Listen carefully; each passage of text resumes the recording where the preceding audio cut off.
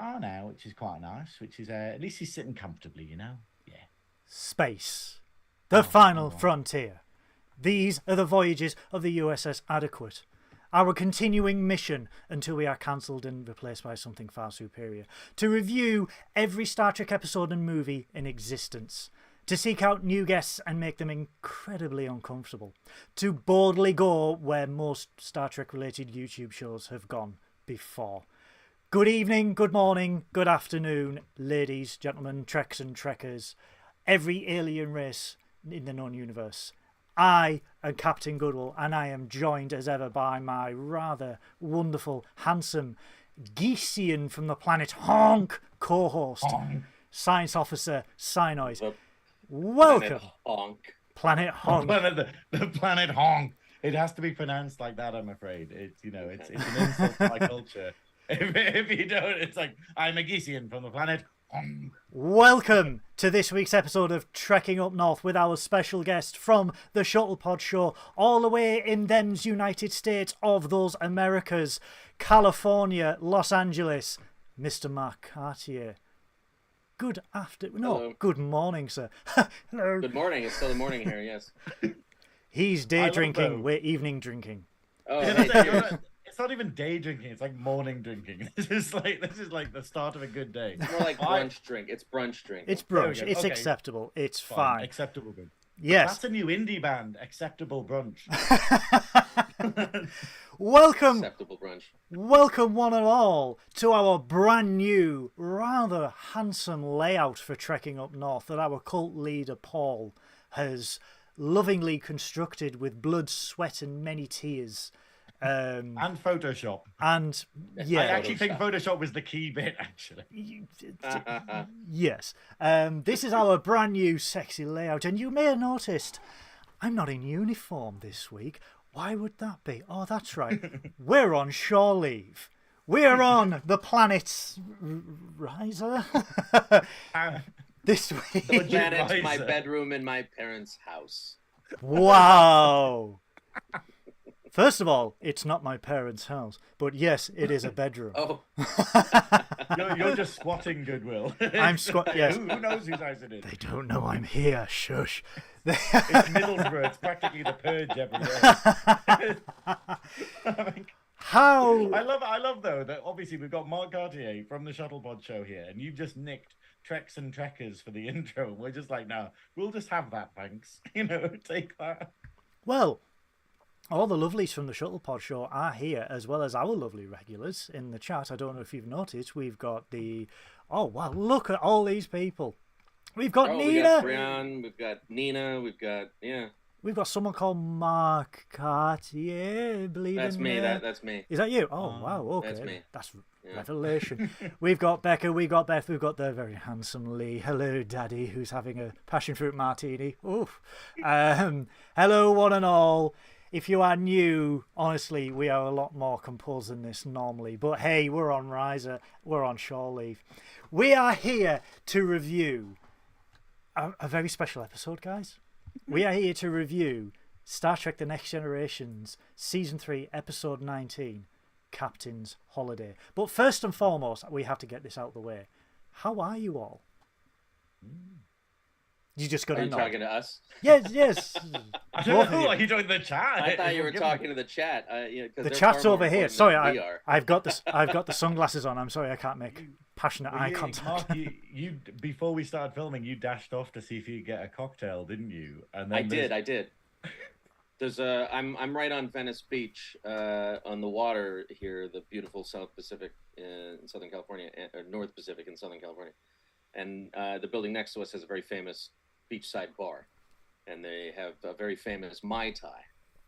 And I ran over there to get a Mai Tai, and when I got in the door, the place was packed, and it turns out everyone's drinking because a hurricane's coming.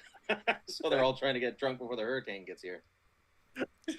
There is nothing more American than getting drunk for a hurricane. This will make it better, But I love the idea though that you were scared that you were going to go in and be like looked at weirdly because you're like, "Hi, I know it's like 10 a.m., but can I have a Mai Tai, please?" And then instead everyone's mortal, and you're like, "Oh, okay. Oh yeah, that's the most crowded I've ever seen it.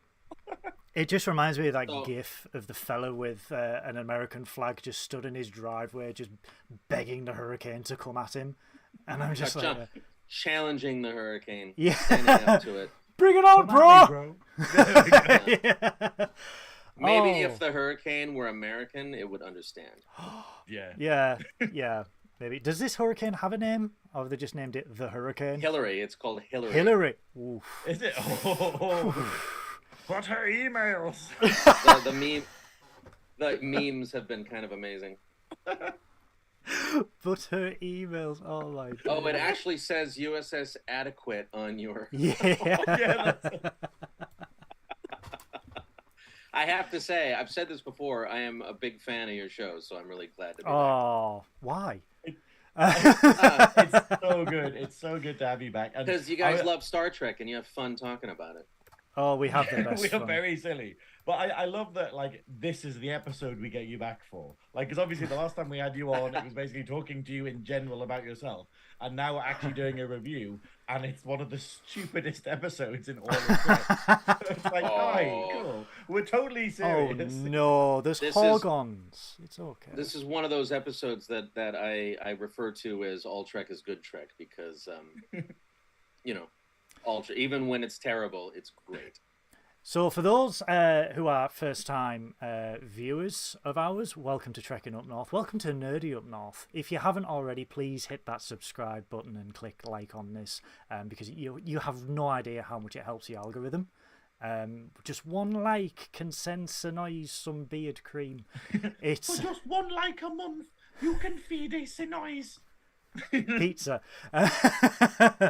I dropped a pizza earlier. This is like, oh no, are you okay? Do you require counseling? I did have a single tear went down. I thought you didn't have tears. It was like, no one knows what it's like. You know, so yeah, guys. Whatever. So what we do with our reviews of these episodes, we like to do a scene-by-scene analysis of these fantastic Star Trek episodes. All Trek is good Trek, as Mark always says, and the Shuttlepod always says. Even the bad ones, all Trek is good Trek. And we sometimes go on a tangent, and by sometimes I mean all the time. So if this is the first time, strap yourself in, pour yourself a lovely martini. I've got the reserve martini on the mild shelf of destitution, which is currently Hawaiian up today. So yeah, shall we get into it? I've got Alamitos. Alamitos. This is the wine that one of our amazingly generous patron members has sent us cases of to give as gifts to our guests for our show. So Sean Coleman, thank you very much. It's incredibly generous. See, I love the idea, though, that obviously you have them, you give them to guests, but it's really reassuring seeing you actually drinking it, you know? Like, okay, cool. Yeah. It's really very good. It's California wine. It's really good. They're really great. So it's no Chateau Picard. So that's good. That's sour mead. Yeah. Shout out to Damon J in the chat. Hey, buddy, that's our Canadian friend who was in Strange New Worlds. He will be on our show soon to discuss his experiences when the strike is over. Because don't forget, guys, we need to support SAG-AFTRA and the WGA in their very long fight at the moment to get fair pay. I mean, it's been over 100 days. I'm shocked that the studios are not coming to the table to try and get this settled. I really am. It's only going to hurt them in the long run. It's, you know, that's the reality of it. Yeah. Well, the problem is we're not dealing with the studio system or the entertainment industry in the traditional sense of it. We have turned rather overnight into a tech company. We are Silicon Valley South, and it's a bunch of MBAs and attorneys who are running studios now and tech guys instead of producers and filmmakers, TV makers. So they're trying to bring their absurd industry model into a creative space, and it's just, I think it's going to backfire. Oh, 100%. 100%. One last thing before we get into it. A huge shout out to one of the friends of Nerdy Up North, James Moorhead.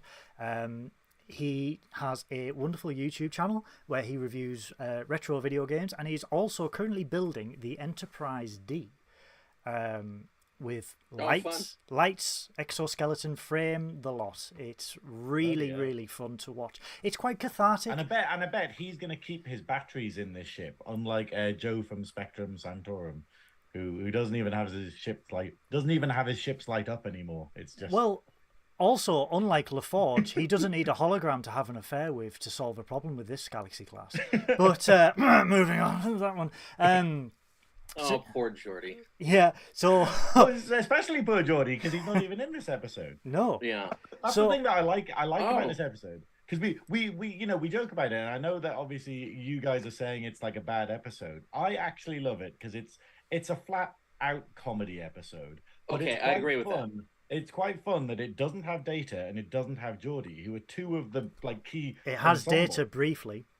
Does it? Yeah, very 3 seconds of Data. And then it has Worf, who's like, I have a security concern. I'm not in this for the rest of it, But it's this idea of it's still great though that the show can do so well without needing everyone in it, and I think it's a testament to how good the cast is. Right. So I've completely forgot where I was going. Yes. So descriptions for links for James's channels are below. Everyone else's channels are below. Shuttlepod, Trek Culture, Clone Star. Everyone, all the friends of the show, they're all down there. So when this video is finished, go and check everyone's channels out. Go check Shuttlepod's, because holy cow, the watch along tomorrow, a mock time, it's going to be messy. A mock time. A mock time. I loved. We were talking about this just before we went on air. I love Dominic's promo, where he's just like, "It's on planet Vulcan. It's not far from the BBC. It's not far from England. Goodbye." Goodbye. Goodbye. It's so BBC Two, Mark. You have no idea how close it was. It was amazing. Because that's what you said when Star Trek was on BBC Two. It's like, now on BBC Two, it's Code of Honor. Star Trek: The Next Goodbye. Goodbye. The Next Generation. The Next Generation. Deep Space Nine. Hello, welcome to Deep Space Nine. Let's get into the review. Okay. Right. What did we watch? We watched the Captain's Vacation. What is it called? Captain's Holiday, Season 3, Episode 19. Which was very silly. We talked about that a little bit. It's very silly. The episode opens with 2 mysterious aliens beaming down to the Horizon Resort, going to the computer, and they are looking for one Jean-Luc Picard. They are going, has he checked in yet? And the computer goes, I don't know what data protection is. I'm just going to tell you. And they're like, when's he not here yet. Yeah, he's not here yet. Oh, we can't tell you that, but we can give you his blood type and a urine sample if you want. It's insane. I thought about that, Yeah, it was crazy. It is. Can I just point out, though, that these aliens, the first thing I thought when I saw them is they look like He-Man villains. Like, there's just something about them that just says Masters of the Universe. And I was just like going... Yeah, 100%. Do you know what they reminded me of slightly? The fish aliens from season 2 that were at the engagement party. When I was like sort of reminding myself, when I was reminding myself about this episode, I thought of that and I was just like, wait, is Luxana Troy in this episode? I know she's threatened in this episode, but I was like, because she discovers that they're actually not who they say they are. In that one, I was like, no, it's just 2 aliens that just remind me of the same thing, but I really thought they were the same fish one. Yeah. What are they called? The Vorgons. The Vorgons, yeah. Isn't that like isn't Vorgons a what's it called? Hitchhiker's Guide to the Galaxy name as well? Ooh, I'm not really sure. If you can help me with this, I'm pretty sure Vorgons is a thing. Any Hitchhiker experts shout up in the chat. But it is Stardate 43745.2. A little bit of Trek Tech or Trek Knowledge. The Next Generation started the trend of every season was included in the star dates. So season 1 was 4-1, season 2 4-2, 4-3, 4-4, and it's carried. I love the fact this is carried on all the way through to Lower Decks, where they're just like, oh yeah, this is like 20 years after the Next Generation, so it's 5-0, blah blah blah, blah. And it's just like, yeah, that's kind of cool. I like that. And I like that it kind of keeps it sensible. You know how you have like some stuff, like you won't know this, Mark, but there's a TV show in the UK called Heartbeat, and they kind of shot themselves in the foot because they made a show called Heartbeat that was specifically set within a particular decade, and then the show ran for like 18 years, and you're like, hang on. Are you telling me that it's still set in the same 10-year period, but it's been going for like 18 years? Well, it's like that 70s show, which started in 1976, went for 8 years, and then finished in 1979, and you're like... Yeah, you're like, so something happened on every single day. How many Valentine's days do you want? Every season is a month. That's how it works in television. It's like dog years. But why were there 8 Christmases and 8 Valentine's days? That's what you are. Temporal paradox. They were probably practicing for Christmas. That's a thing here in America. He's got his producer head on. Put your disappointed face on, Tibby. Yeah. Go on. Here are the presents that you could have. Yeah, that's it. Yeah. Now we need to burn them because they were just demonstration presents. No, let me unwrap them. No, to the fire.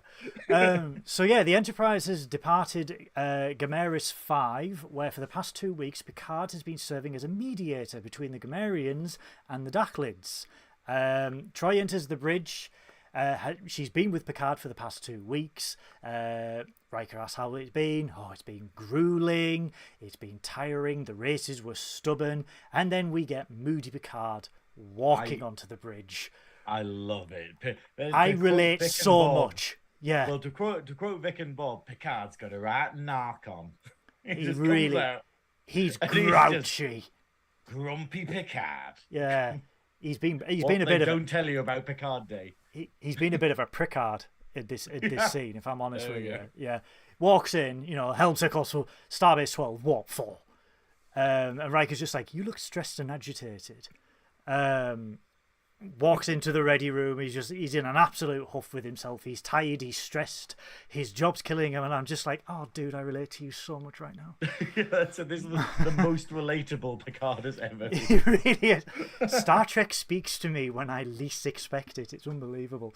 But Troy recommends that the captain needs a vacation.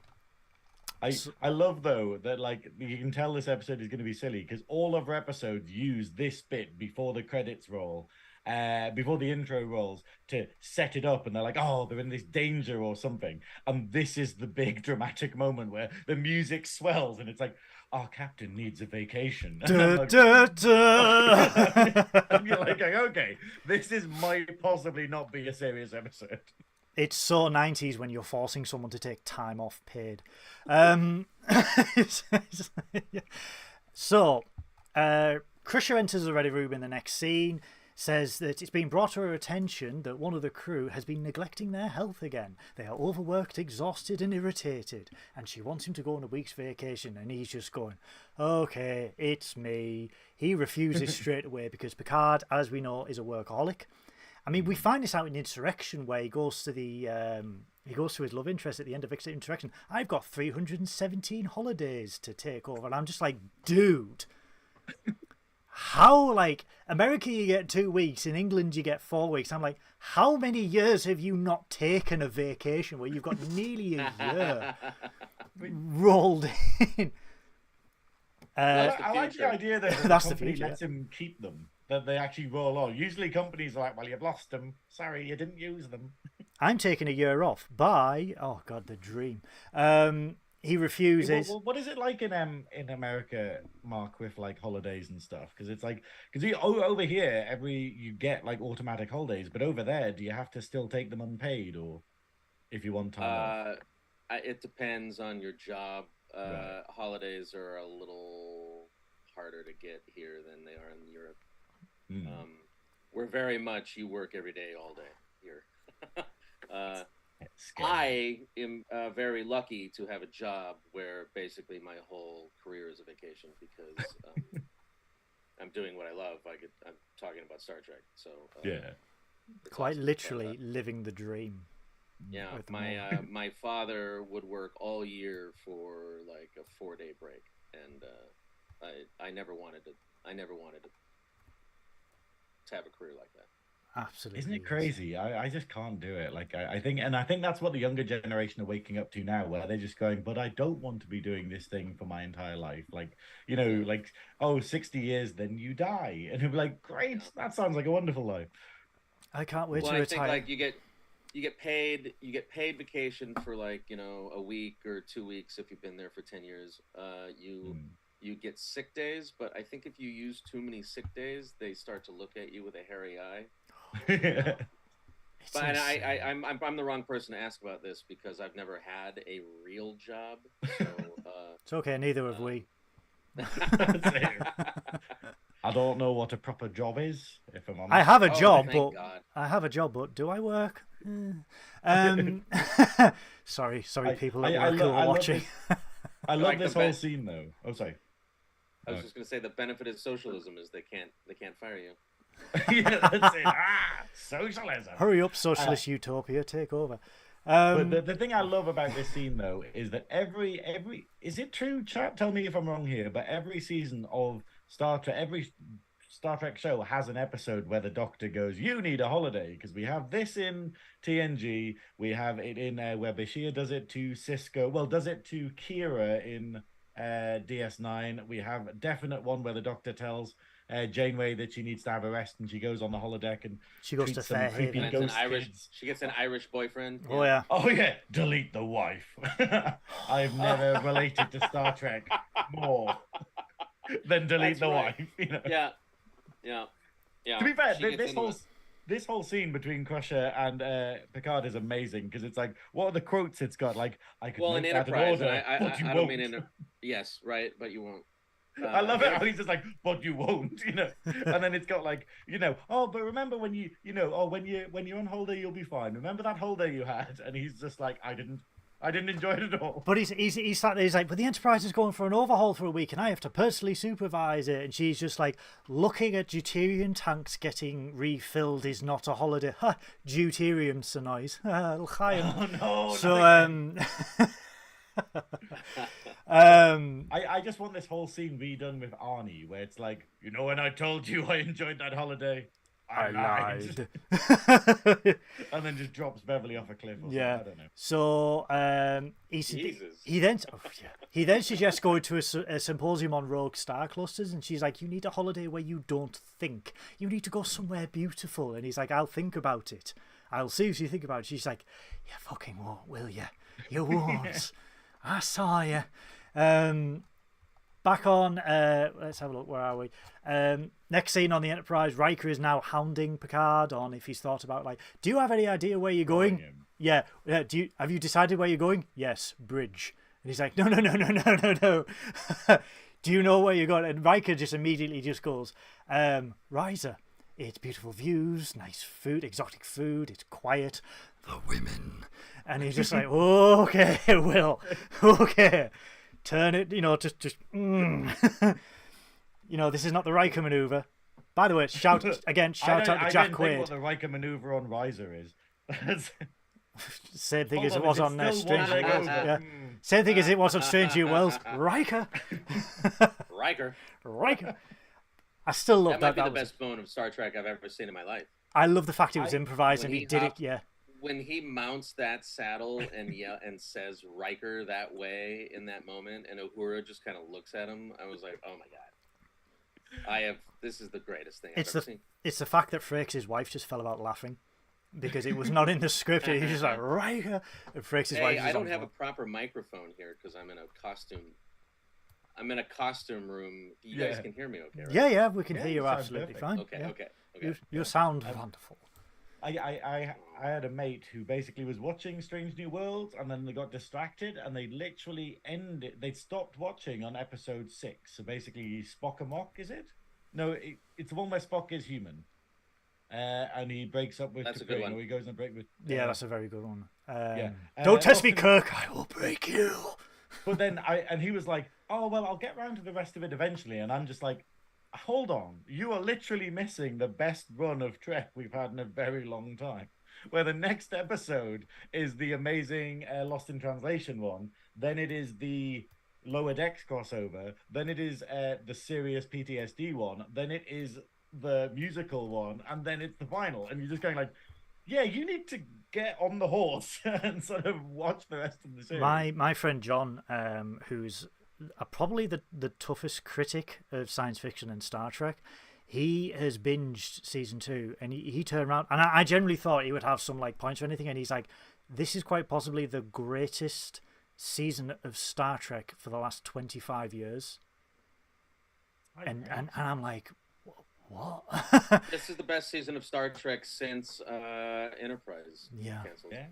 Yeah. Probably, definitely. I'd say it's just so incredibly good, and that's exactly what. Yeah, I would we need to support the writers. We say it every week, but the whole point is, if you want shows as good as this, pay your writers better, because otherwise we're not going to get another show like this. I'm still going to say, although Strange New Worlds is up there, that last scene in Vox in season 3 of Picard, when we see, and I'm not going to say it, see the Enterprise D, not the D, the Enterprise D in space dock, and it just comes out and that music swells, and I'm just like, I was swelling up. Absolutely swelling up. It's probably my greatest moment of 2023 so far. That and just Riker. But so yeah, they get back to the Riker. So, I'm gonna get a horse in America, and I'm just gonna do that now. I'm just gonna rent a horse. Yeah, I mean that's what we do in America. We all get a horse. When you come to America, you get a horse.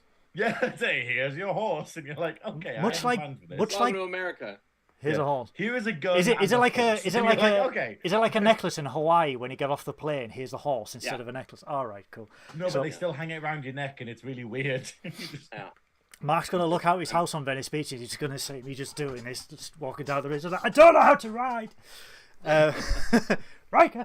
But yeah, you walking like a Muppet. No, that's me on a horse. Muppets walk, and they're never actually quite right. I'm a Thunderbird puppet. There you go. How's that? Quickly, Thunderbird 1. We were making jokes before we started about how you look like the bloody Mysterons from Captain Scarlet with the ring light in your glasses. There you go. Yeah, you look like... This is the voice of Mr. Ron. Where's Mrs. Ron? So as Picard gets to the bridge, Troy quite cleverly goes, oh, by the way, when we were at Starbase 12, my mother might be paying us a visit. She's missed us. Yes, your what mother. A tricky little shit she is. Oh! That's some tricky shit. I just the love, wine's though, getting to him, Synoiz. It's such an effective technique, though, and I absolutely. I mean, I love in this episode that you get this wonderful play between all the characters, and you get this wonderful cheekiness between Riker and Troy, and they're playing around, and I really like it. It's like everyone is a bit more like character. What is it? Like they're larger than life in this episode, but it makes it funnier that like Troy and Riker are just like, oh, cool. Well, you can actually hear, thanks to the wonder of HD, you can actually hear Picard's balls go up in his stomach when Troy's mother is mentioned. It's just like, your you mother. did hear her. Yeah. Your mother. Drags Riker to the ready room. His face as well. I love the fact he says to Riker in the ready room, is everyone on the ship part of this conspiracy? He's like, no, there's 2 ensigns on deck 39. There's 2 ensigns who don't know, yeah. So he finally caves in. He's packing up to go, and he's like, when he's packing his books, he's like, are you going to take all these books? I was just a bit of light reading it. He's like, Ulysses. It's just like light reading. Bit of light reading there. We have Slack Twaddle in the chat now, which is possibly the best username I've seen all year. Slack Twaddle is quite possibly one of the best people we have ever met. Wow. Oh, wow. She's a whiskey drinking Canadian, and that's it. Riker. And we love her. You are all welcome in the chat. Chat, we love each and every one of you. You are all welcome. I have to say though, good morning, evening, sounds like a British euphemism. That sounds like something where it's like, oh my god, I can't believe it. Oh, I touched his slack twaddle. I did. Ooh. Or some sort of like very posh British slur for being drunk. Oh, I'm slightly slack twaddled. We also have Tiffany in the room. She's the one who turned me into a tribble at STLV. I already thought you were It's one. just, I loved it though that you post the picture that's on like this going around the screen at the bottom, and loads of people just immediately commented with they're the same picture. Yeah, and then straight away on the Shuttlepod Discord, the emoji. Oh my god. So yeah, Picard's packing up, he's taking some like reading, and Riker just goes, "Have I mentioned the rise in women?" And Troy, passive aggressive, she's like, "More than once. Keep it in keep it in your jumpsuit." A little too much, a little too much. Little too much. I can read your mind, you dirty bugger. But Riker does have one request though of Picard while he's on Risa. Would he be an absolute gem in picking up a Horgan? And he's like, "What's a Horgan?" "Oh, it's just an ornament." Yeah. Just an ornament that you could bring back. Worf's there. He hasn't been hit by a barrel yet. And he's like, "Sir, I insist I bring a bodyguard. I am not a merry man." He's just like, "No, Worf, off to the cargo room with you." I love that is one of the episodes this one ties into, the Merry Man one. Because obviously that's the next time one of the characters from this episode appears. But it's I like the idea that they're like, "Hey, here's Worf, and he has something to do this episode," because like we say, no one. It's a very small cast. They just add all these new characters, mostly that we never see again, and then with the actual crew, they're like, "Oh, Troy and Riker are doing stuff." Beverly has a scene. I think since season 3 of Picard now, the two things I associate with Worf is obviously, "Sir, I object. I am not a merry man." And then from season 3, beheadings are on a Wednesday. And it's just... nice tea, good house. Oh. No, good tea, nice house. That is my favorite nice Worf house. song. Good tea, nice house. Yeah. He wasn't lying. No, it's like Worf is, and I think that's kind of strange that this is a comedy episode, but where they don't utilize Worf or Data as comedy, and that's usually what they do. They're usually the ones to sort of elicit. Data wasn't in the episode. For 3 seconds he was. For 3 3 seconds he was, yeah. Where he was just sitting on the bridge. He was in command of the bridge when Riker and Picard come on, and this is just after Riker's like, "Go to Risa, there's women," and they get on the bridge and you just see Data. So poor Brent Spiner had to spend hours in the chair getting his face done, the contacts in, his hair done, the uniform for 3 seconds, and he was like, "I've got a paycheck, I'm off home, bye." It must be crazy, like, because you like Mark, like, do they with stuff like this? Do they not go, "Oh well, we don't really need Data, so why don't we just film this scene for this episode when we're filming this scene for this other episode?" But from what I've heard, it doesn't seem to be like that. They literally just blinkers on, focus on one episode until it's done, and then move on to the next. It's like one, a 5-6 day shoot that they used to do. Yeah, I thought they would have gone, "Oh well, everyone's dressed the same mostly, so we'll just When you're on a network schedule, you focus on the thing that's due next Thursday, and you just crush it. I've heard a lot of stories, and I've got a little bit of experience with toward the end of these 20, 24, 26 episode seasons, where toward the end of the season you're fixing all kinds of things and you're shooting multiple episode things at the same time. Right. Post overlaps a lot, but usually when you're shooting it stays. You get one episode done before you move on to the next. I think we could safely say this was Spiner's easiest paycheck. Potentially. Is there not another episode where he just didn't show up at all? But did he get paid for that? Are there 2 episodes of Picard where he's just dead? Like, where he's just like lying there? And that's just like, that's probably as easy as. But imagine back in the 90s where they're like, "You're going to get," because was it Sid Bashir that said, like, you get $7,500 per episode, and sometimes if you're in, like, you can just be in for 3 seconds, but as long as you're in the episode, you get paid for it. And he's like, it could be like a couple of seconds, and he's like, "Okay, done," and then he just gets paid and he goes home. I think that this is Worf's greatest moment, really. It really is. Worf gets to be in a couple of lines. But again, full Klingon makeup, like 4 or 5 hours in the chair, getting all that on and getting that done. But again, that's it for the week. Bye.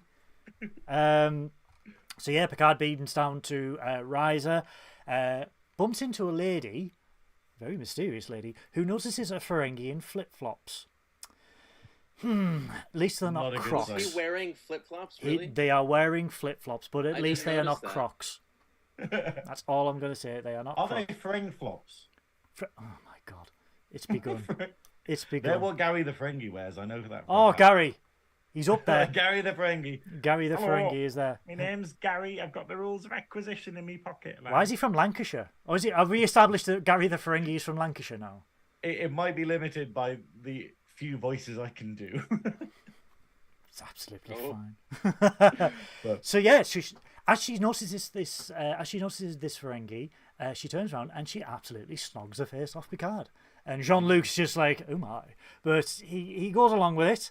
And then she just goes, oh, welcome to Risa. And Picard, being Picard, is just like, I mean, this is so stiff upper lip British, even though he's French, he's just like a simple handshake would have sufficed. And I'm like, oh, you're so British for a French should person. refilm this episode with Riker, and it ends entirely differently. This whole scenes with Riker. But then they didn't notice that though those two mysterious aliens just watching them, because they must have been like 2 meters away. They'd been snogging their faces off, and then they just walk past these aliens. Are just like, and they're just looking at. We just like to watch.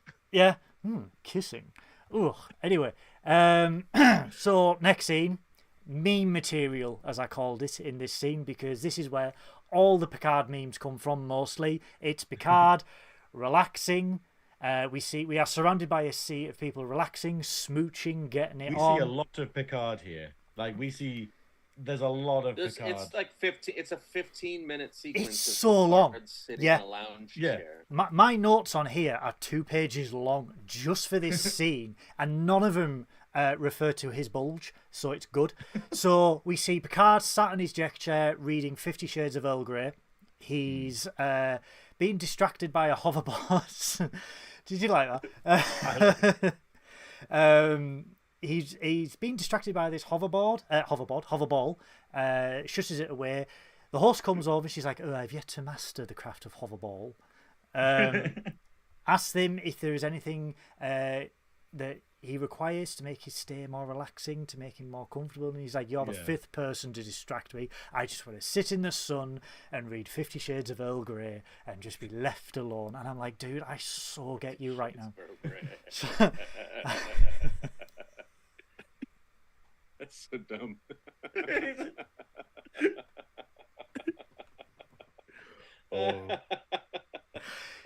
She grabbed my tea bag. Anyway, Tea bag.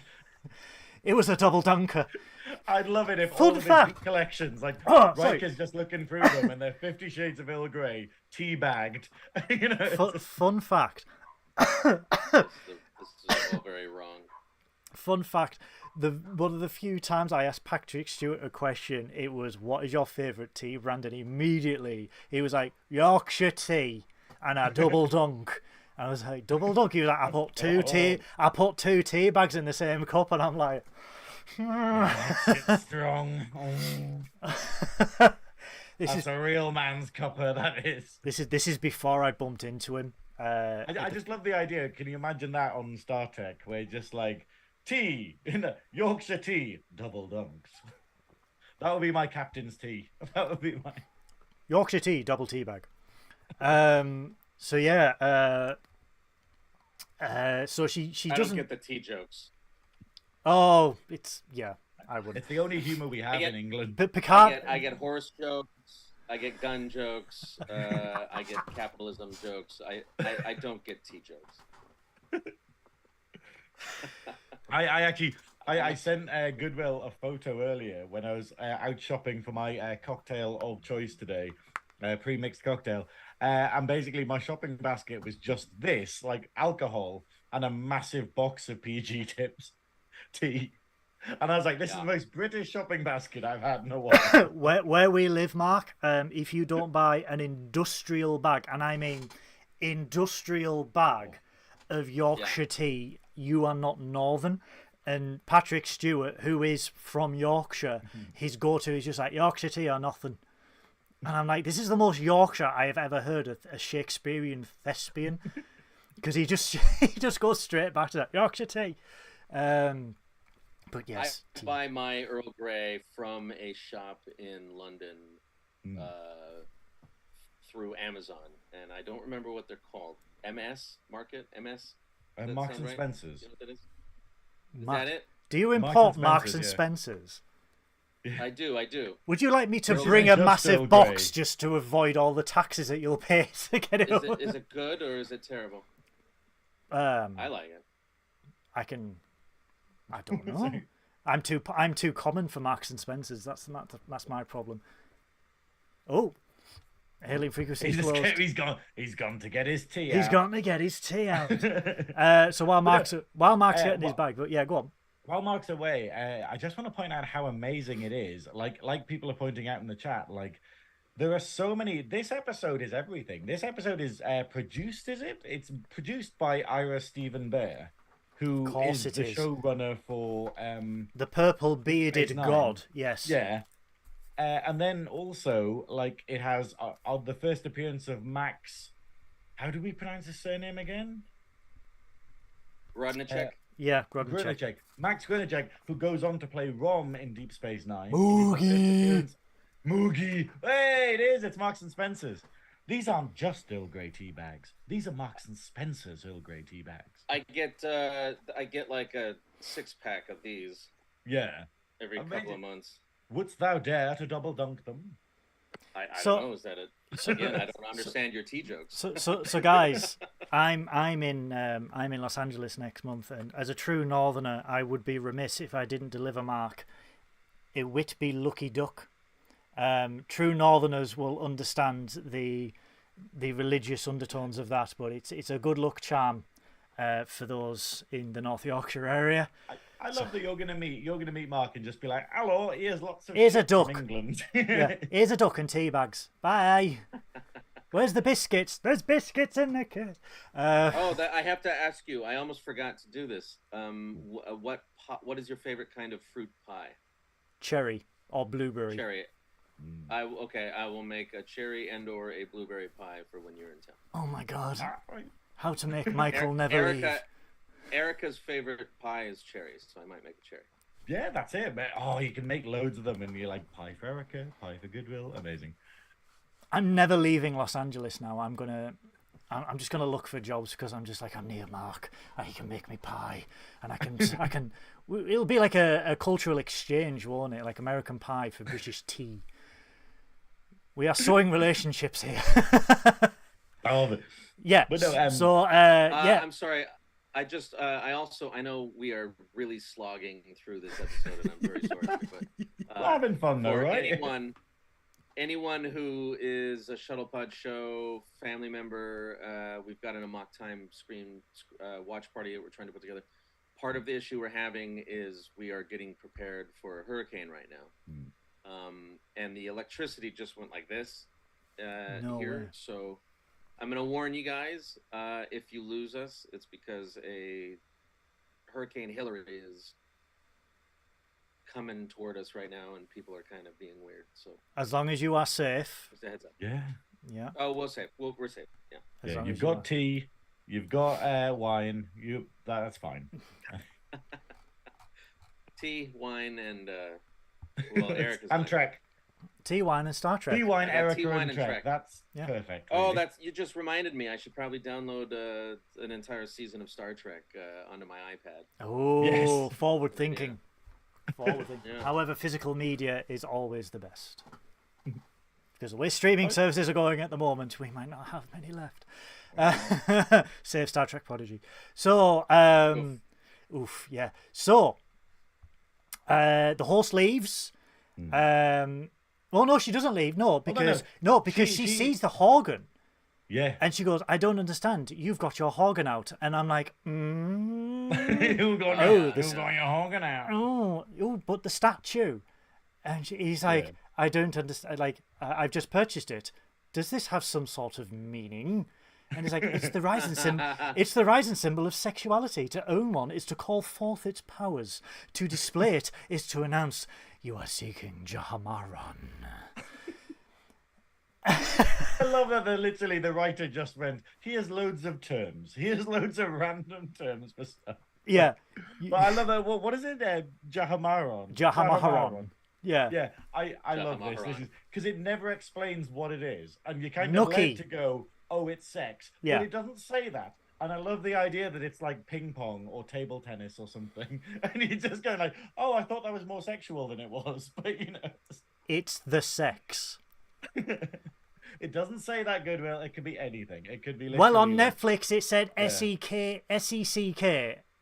So I'm calling that the sex. on So, the sex. What if it's enjoying a nice little can of orangey tango? God, this is the most British episode of Trekking Up North we have ever had. That's just because you're trying to show off because there's an American in the room. Yeah. Oh. Things over here as well. We're not this terrifying backwater country, despite you're what not. the government are doing. You are our daddy. You're our Oh no! daddy. Oh no! Oh no! Who's your daddy? Oh, And no. what does he do? It's begun. No more daddy jokes, please. There is a brown sauce over here, Mark, called Daddy's Favorite Sauce. Oh heavens! And Oh no! I saw this for You the first don't have time. that. Yeah, I saw this for the first time this week, and I'm like, that's not inappropriate for 2023. I just Not love with the it. idea that they need to have an advert for it, where it's just like, what do you want? Daddies. It's Cover me in brown. daddy. If it's brown, wash it down. No. So Trek. So Captain's holiday. Right, so he okay, clicks. we've just- So he clicks that Riker has set him up. Let's be honest. Riker is like, here's the statue. Gan get Yes. some, son. Get laid. As she leaves, he immediately just covers it up with a towel, as you do. As he is Yorkshire, he is reserved. He is Picard. He covers it up. Next thing, this mysterious woman who snogged his face off comes over to his deck chair. He puts down 50 Shades of Earl Grey. He's getting more and more frustrated by the minute because he's just like, I really want to read where he gets to the torture room. She... and no, before that we get Max Grodnicek coming in. Yeah, he What darkens. we have is we have the host that comes over, Yeah. who it implies that she's the fifth person to come over. And then Rom comes over, which kind of feels like maybe the staff are trying a different tactic. I don't know if you noticed this, but Rom has the same snaggletooth Yeah. that he carries into DS9. Do you reckon it's the what we were talking about before about like how the first appearances of the actors playing these roles is the archetype of them, like it's what defines what they are, like Armin Shimmerman is the first Ferengi, and therefore that he kind of defines how all He Ferengi is are. Ferengi, yeah. Yeah, And he then kept the Rom dentures. and then Rom is the same thing, and then when we see Mark Alaimo as a Cardassian, we're like, oh, that's the stereotypical That's a Cardassian. Cardassian. Yeah. And it's crazy that it happens that way. Like When they do that, it always works. When they don't do that, when they they introduce an alien and then they change it down the road when they bring a different actor in, it always kind of is weird. Mark Alaimo, when he first appeared on screen as a Cardassian, he had what I like to call the Lemmy facial hair. Oh, the stupid, yeah. Yeah, I the think goatee. he had like a Fu Manchu, but it was all tied together. Yeah, I thought he was going to break out of Ace of Spades from Motorhead for a brief. it must be difficult though for the costume designers to know when is too much. Like, you know, when you've got how elaborate the Cardassian makeup is, they're just like, no, I think he needs even more facial hair and even more going on, and you're just like, no. So I'm glad they trimmed it back. Same way with Ferengi, where they kind of went. Actually, I was going to say, with the Ferengi here, is this the first time we see the Ferengi headwear? You know how they've got the sort of panel thing on the back? Is this skirt. the first time we see one of I them? don't know. They don't have it when they're the monkey It's a men in the first it's a head one. skirt. Yeah, and I don't think we see the Daemon with one in the episode where I wouldn't call Lwaxana them gets monkey kidnapped. men in the first episode where the Ferengi showed up. I'd call them goblins. They're more like Yeah. Okay, they're like cheeky little goblins. They're like, ah. Yeah. Little Yeah. golems. Like, I have a whip. Yeah, it's the tails. It's the fact that they have tails in it, and then they never do ever again. And you're like, Precious okay. Latinum. I don't like nobody ever mentions it. Like nobody ever sort of goes like, you know how it's like, oh, why don't wait. Do Klingons they have look like these tails in the I'm first sure they have episode? tails. No, they have They whips. don't have tails. They have I the know They they have have those whips. blue laser whips, and Yeah. they carry Right, the okay. whips. Yeah, And the whips look like monkey tails. I think And this then, is. and then Enterprise kind of goes, okay, we'll have the whips back, like because DS9 just forgets the whips exist. But this is the And first then time where Enterprise we. is like, oh, they're a thing. This is the first time where we see the Ferengi mudflap, though. I do believe mudflap? the Ferengi mudflap. mudflap. Yeah. Yeah, Well, yeah. The skirt, the head skirt. The head skirt, yeah. So he says to Picard, I know that you are working with her. The Ferengi lampshade. The Ferengi lampshade. So he accuses Picard of working with this mysterious woman, and he starts to lose his patience with Picard. And he's like, you clearly have never dealt with my people before. And Picard chuckles. He's like, all too And he's often. super like, oh, I have. Yeah. Yeah. And he's like, girl, I got your number. And I love the fact he just I don't know if stands up. anyone noticed this, but he's clearly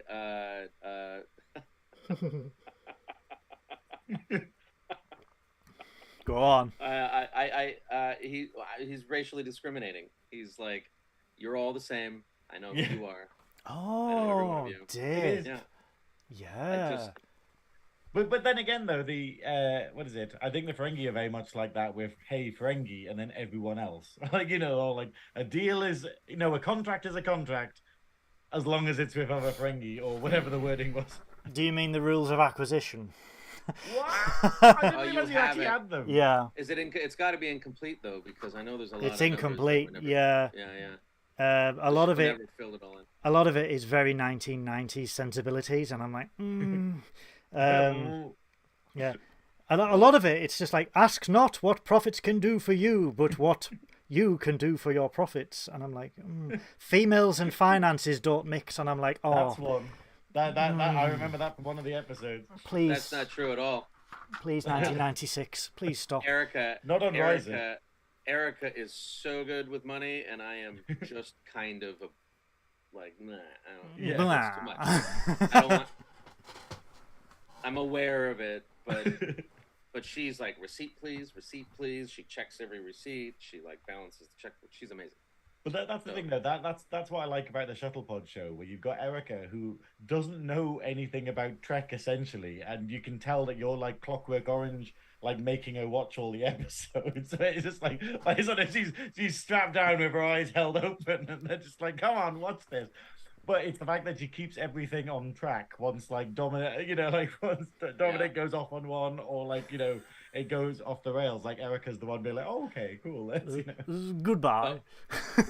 We are all still adults, and we still have something to do. So let's get on with it. She's very good at that. We're putting together a show for us to stream of Erica watching Star Trek, because she's seen the least amount of Star Trek of all of us, and everything she's seen has just been because we had a guest on or whatever. So we're gonna sit down and methodically watch all of the series together and have her talk about it. It's gonna be a lot of fun. It must be so strange. Like I love the fact that in our community we've got like people who are watching our show and us talking about Trek and then don't watch Trek themselves, and we're like, what do you get out of this? Like, we are not the best people to describe what happens in the show to you. And it's great. Speak for yourself. We've got people like Lee and Sarah Peaches who are basically, they're watching through all of Trek. They're on like season 6 of DS9 now. Like, and they started from TNG. They've got like through pretty much all of DS9, and we're like, this is crazy. And now they're like, I get this. I get all these crazy references to like Sluggo Cola and stuff. Slimiest cola in the galaxy. So the woman who, basically Picard chases away the Ferengi. He's like, "Don't test me." The woman sits down. Punch you. Yeah. The woman sits down, and immediately Picard is like, "I am not seeking Jamaharon." I'm like, dude, please just take it down a notch. She introduces herself as Vash. She wants to know more about Picard. Again, he just wants to read 50 Shades of Earl Grey and get on with his vacation. He's getting more and more agitated by the disturbances, and he's just like, I just want to read my book in peace. So he tries to go somewhere private. She follows him. Hold on. What's the line that she says? I'm pretty sure she says something like sort of oh no, it's when the staff member comes over earlier, where he's like, they're like, oh, why do you have the statue? And it's like, oh, it's for my first officer. Oh, like, what is it? Are you close to your first officer? I wouldn't say so. And he's like, I wouldn't go that far. Yeah. No, she says she says someone you love. Yes, someone you love. love, and he says, I wouldn't say that. Yeah, that's it. I just love this little like, no gay. Riker. No homo from Picard. Riker. Riker.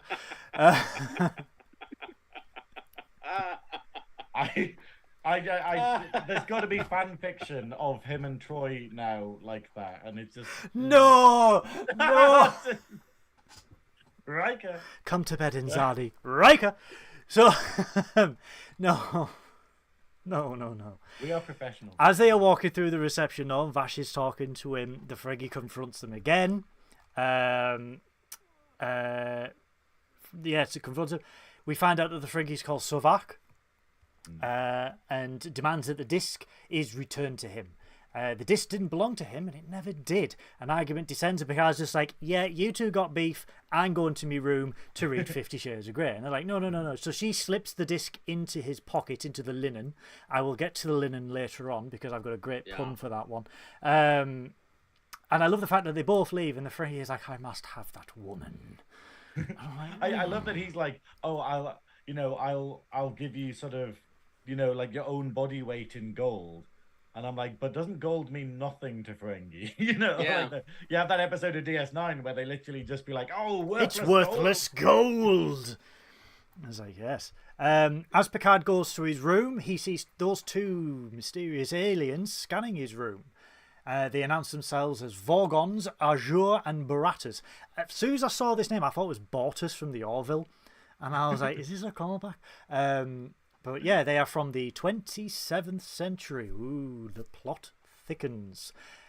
Next scene, Picard's waving his Horgan about. Hold on. He's waving his Horgan about. I'm going to interrupt his wave. I just love that this entire thing, all of these things we're seeing are all just various porn setups. Like, every single scene is like, is that what Risa is? Is Risa just like, you just go over and she's San like, Fernando Valley. I seem to not be very good at hoverboard. And then he just walks around the corner and there's a guy trying to fix a fridge and he's like, okay. And then every house band comes over and he's like, oh, you've stolen something from me. Knock, I'll do anything to get it back. I'm here to fix your plumbing.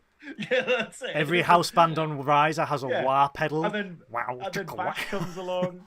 Vash comes along and he's just like going, oh, hello, And then he goes to his room and there's two people who are like, we are aliens from the future. You need to do this mission for us. And by the way, this future thing, and I don't mean to interrupt, but this future thing really drives me crazy. These two aliens say they're from the future. They show up. They seem to, they're the cold open for the episode. They're the first things we see. They show up randomly a couple more times to like stand there and watch. Yeah. And that's it. There's nothing else. They're time voyeurs. They're time voyeurs. I love that there's a scene later on though where they just like they just appear and they're like, I'll bet you the writers were upset. They were getting stressed out by the executives and they were like, you know what? Fuck this. We're gonna write an episode that we're gonna rip off some porn I saw last night and we're gonna redo it as a Star Trek episode. Are you saying see who buys it? Are you saying that someone went to Rick Berman and at the time Gene Roddenberry and went, listen, it's totally not Debbie Does Dallas? No, they didn't tell that it was a porn adaptation. They just did it to see if they could sneak it through because writers are that way. I just love it. Yeah, Captain's log. Matron.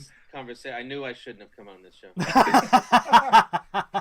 You came because you were expecting professional, sensible, careful analysis of an episode. Yeah, I was gonna go deep on Captain's holiday. Deep. Oh my! Picard did go deep later on in the episode, and I'm not talking about the cave.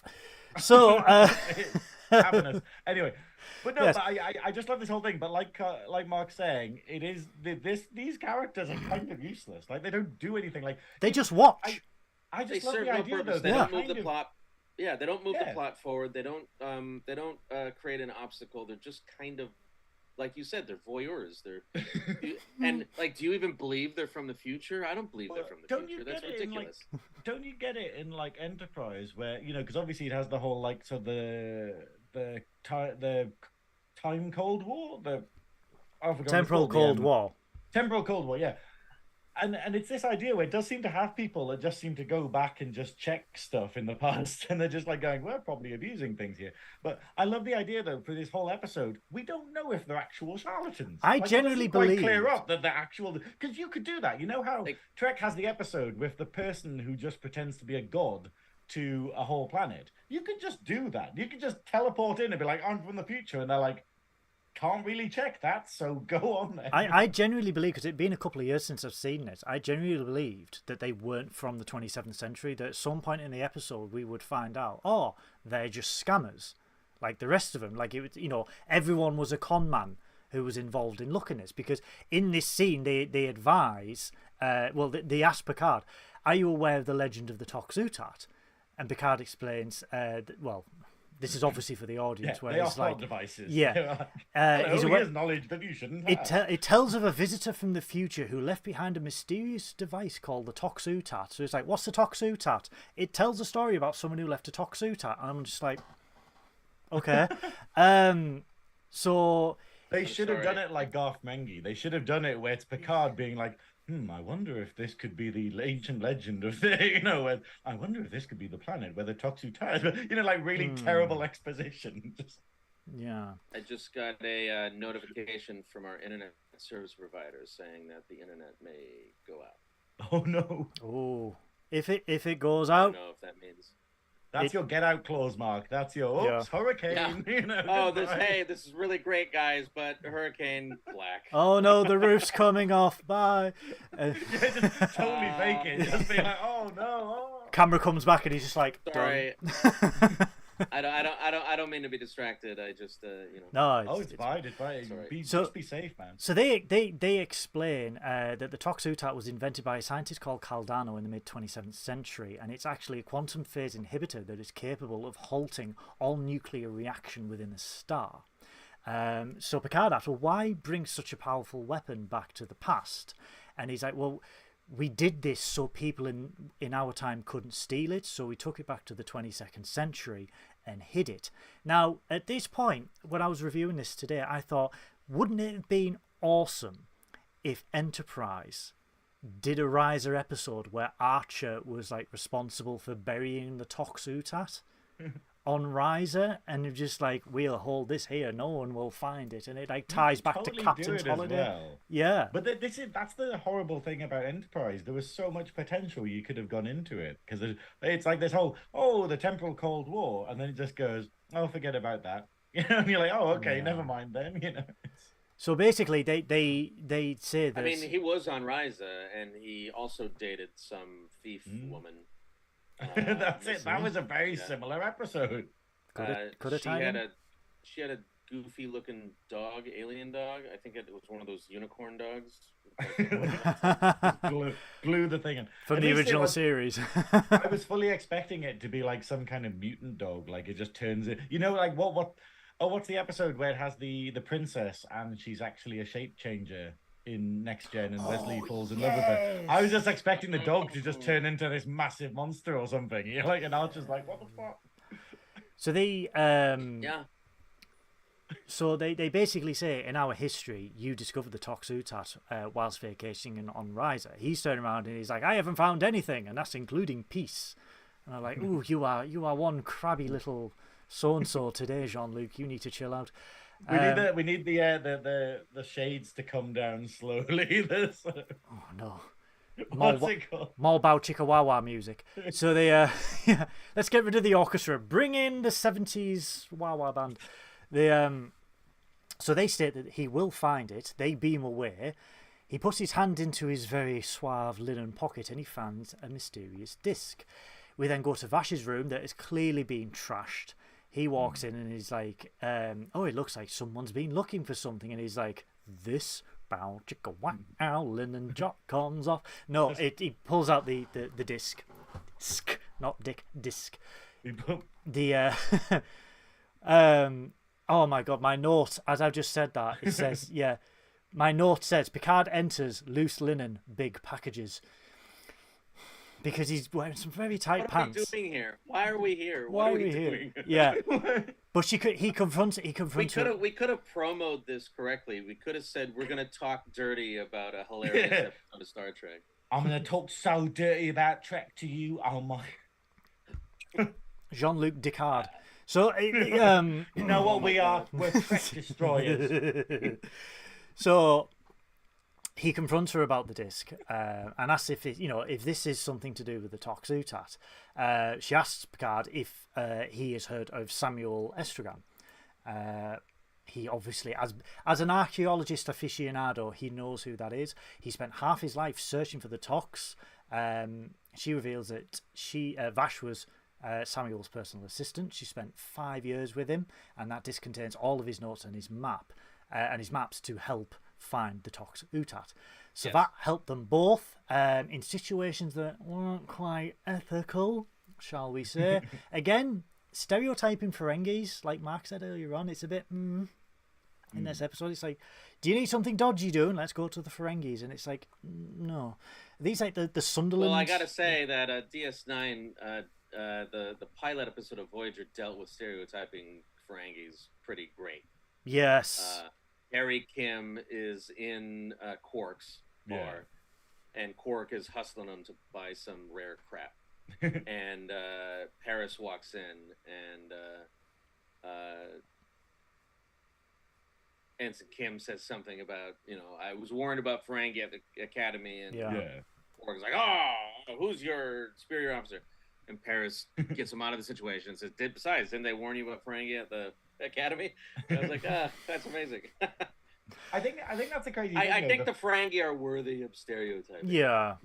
It's that thing, though. It's like they kind of all are that bad. Like DS9 goes into it very well, where it has Ferengi who aren't Ferengi, like Nog and Rom, and kind of points out that not all Ferengi are like that, but they're made to be like that by their society. Where it's the fact of if they're not like that, they're treated like, and it's a lot like how toxic masculinity works, where you just go, you are kind of, kicked out, you are kind of punished if you don't conform to what a man should be. And we're kind of getting over it now, but obviously that's kind of how DS9 leaves the Ferengi, where it kind of goes, hey, maybe Rom being, the Grand Nagus and Nog being the first Ferengi in Starfleet are going to change how that culture works, and they're not going to be this toxic as fuck sort of... But Zek spearheads that. Grand Nagus Zek spearheads that, via his love of Quark and Rom's mother.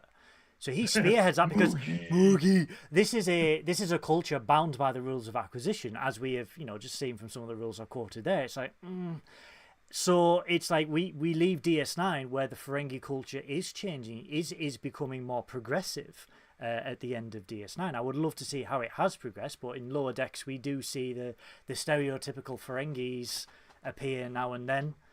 And I'm like, I would like to see the culture overall, but we are going back to Ferenginar in season 4, so I love that. So Vash basically wants to retrieve the Toxutat, and she says to Picard, I want to take it back to the Daystrom Institute to study it, and I can't do that with Sovak watching her. So Picard volunteers to find the Toxutat and bring it back if she stays at the resort. Obviously, Vash being Vash, she refuses, says that she's going to come with him. There is, again, my note says, mutual sexual tension in this scene where it begins. The Toxutat is approximately 27 kilometers due east of where the resort is. He gives her the disc and he leaves to go get ready. The next scene I have written down here because they turn up in archaeological linen, and I've got linen Diana Jones. Linen Diana Jones. Because holy shit, it is. It is Linen Diana Jones. See, I don't know whether to praise you or knock you out with a spade. It's a tough one. I think it's the latter. It's the latter. I'm trying my best. Come on, I'm trying my best. Clang. Hey, you're doing really well. This is a difficult episode to talk about, and you're crushing it. The love and support, the thoughts and prayers that I'm receiving. Hey, you're bringing me a glass duck. So what do you expect? And tea bags and a t-shirt. Of course, I'm going to support you. And tea bags. And a t-shirt. Tea bagged and glass and duck. A t-shirt. I wish I had gotten that Mai Tai now. God, That's it. He should have... God help, Out the way! I'm on a podcast. damn God it. help American customs when they look through my bag and they're like, "Why have you got a glass duck, a set of tea bags, and a T-shirt?" I'm meeting someone, and it's just I'm meeting a man off the I'm internet. coming to meet an American. come into And this I'm like, oh, here's your horse. Yeah, there we go. Here's the... come into this dark Here's room your while I free- put on this glove. What? Why? Oh, So- that's not such a bad room. Hey, to be fair, I have to pay for that kind of treatment over here, you know. okay, moving on. As okay. as- Sorry, enough about Jahamaron. as I can't pronounce it. I don't even have a Horgon. Never mind. As I love the. I was going to make a joke earlier about how it's called a Horgon, and he's like, "Well, how about Hor be gone?" and then throws it at it. I was thinking, Horgon to your lug nuts. It's time for an overhaul. So, as Lynn Indiana Jones are getting ready, Sovak again confronts him. This is the shittest reception area I have ever seen because there is no security.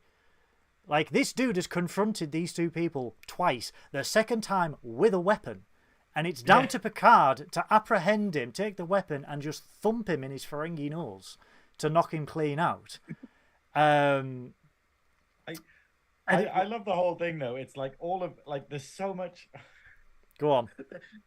This episode is the more I'm talking about it, the more I'm like, it is kind of shit, isn't it? But I kind of love it. But yeah, like in the previous scene, like the whole setup is like Vash being a bit melodramatic, where she's like, the doctor gave me this shortly before he died. And you're expecting some kind of telenovela kind of like. Well, you know, it's like that swell. episode in DS9 where when Worf first shows up on DS9 and he's trying to figure out what the Klingons are doing. Yeah. And he gets a buddy who owes his family a favor drunk, and he's like, "I owe your family everything. If only there was some way to repay you."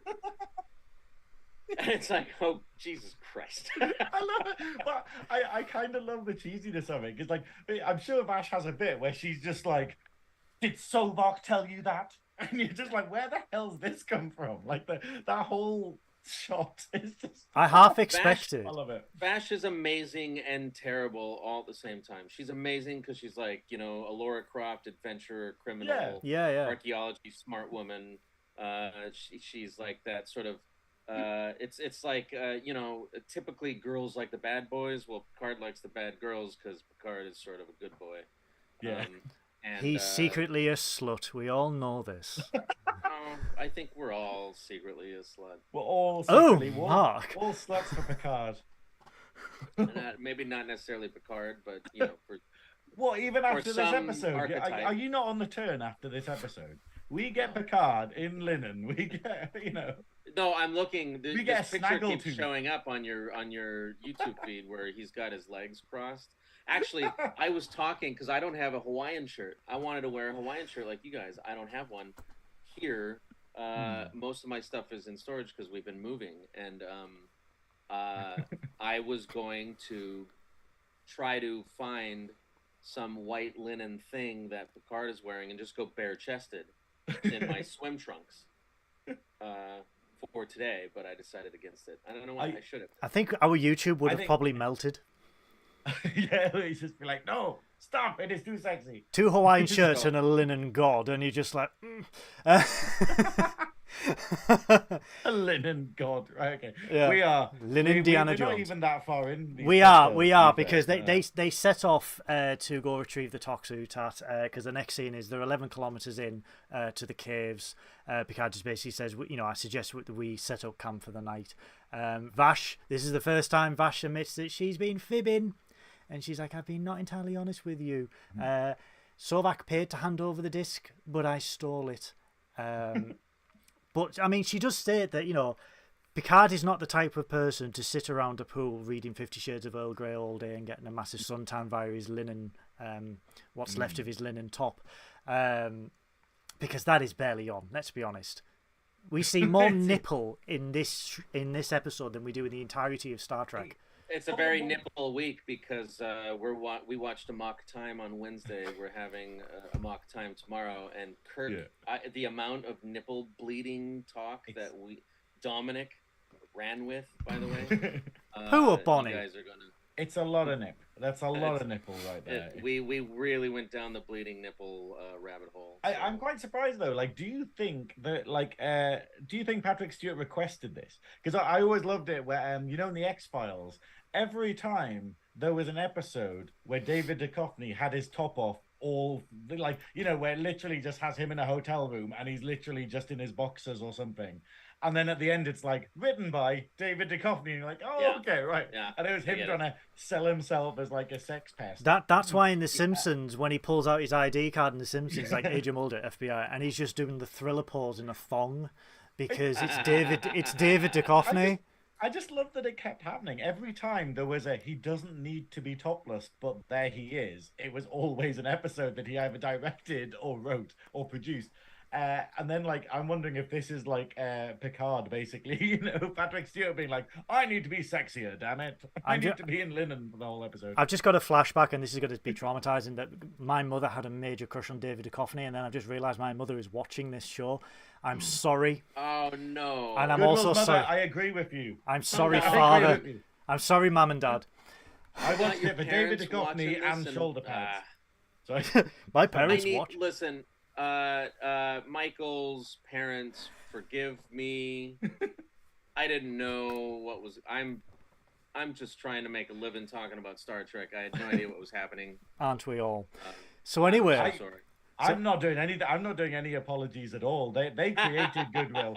They created Goodwill. It's on them. That's keeping it clean. So Picard and Vash do it in a cave. Oh, that's right. This is the first episode. No, this is the second episode where Picard gets. How do you know that? Snogged. Where he does the Riker maneuver. The first one is in episode 2 where they're all space drunk, sort of. Oh, TOS yes. And he's Captain Sweaty, horny for McFadden. Because he does this reaction with Crusher where he's looking at it and he goes, yes, exactly. Yeah. So I'm pretty sure that happened. And then it obviously happened here. And then it happened with the lady who plays the piano and then, almost died in the firestorm. And then it happened in his brain family where he lived on the planet in his brain. Yeah, the inner lives. Yeah. He And then, played his flute. Yeah, he had 2 kids on some He got his planet. flute played, actually, I think. Yeah. So anyway, the next scene...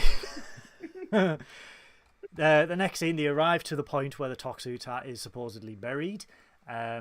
So Vash is having trouble isolating the signal. So Picard is like, well... Yeah, and then the aliens show up again. The meaningless future aliens. The space voyeurs, as Synoiz They're bogus. Yeah. The bogus. They're the bogus. Hello, we're a plot device from the future. You could have got some They're spades. not even a plot device. They're That's not. the problem. They're not even a plot device. They serve no purpose. They drive none of the story forward. They provide no obstacles whatsoever. In fact, when the Ferengi guy shows up here, when Nog shows up again in a second, they're like, "Stay out of the way." It's like, so don't interfere. Don't interfere. Let's just let this play out. And it's like, That's it. Are you basically That's the antithesis of complicating a plot? Oh my God, they're so worthless. Are you I do basically like the saying idea though that they like, they're just like, oh, we're just here to make sure that Picard does the thing that he's meant to be doing. But no, we're not going to stop the guy with a gun pointed at him. And he's just going, surely that's the first thing that you would help with. So two things are two things. Are you basically saying, Mark, that the Vorgons are Indiana Jones in Raiders, where he contributes absolutely nothing to the plot because the end result would have still been the same if he wasn't there, and I forgot the second point because this has gone off the rails. But yeah, I still think that I think that they literally, as a joke, they took the plot of a porn and they turned it into an episode of Star Trek: The Next Generation to see if anyone would notice. And the bogus voyeur future aliens are an artifact of them mimicking the plot of whatever that terrible porn was. I love the fact that our very special guest on Trekking Up North has associated a beloved episode of Next Generation. I'm going to say on. Air quotes. Look, an episode of Trek. It is not Code of Honor. It is not Code of Honor. I would rather see here on the wheel, Goodwill. No. I'm fixing the wheel. We're going to do Code of Honor. That wheel's going under a refit like the rest of the Adequate. Nina says, "Does it ever stay on the rails?" That's really funny. Never. Nina. We are making good time compared to the rest of the tangents we have.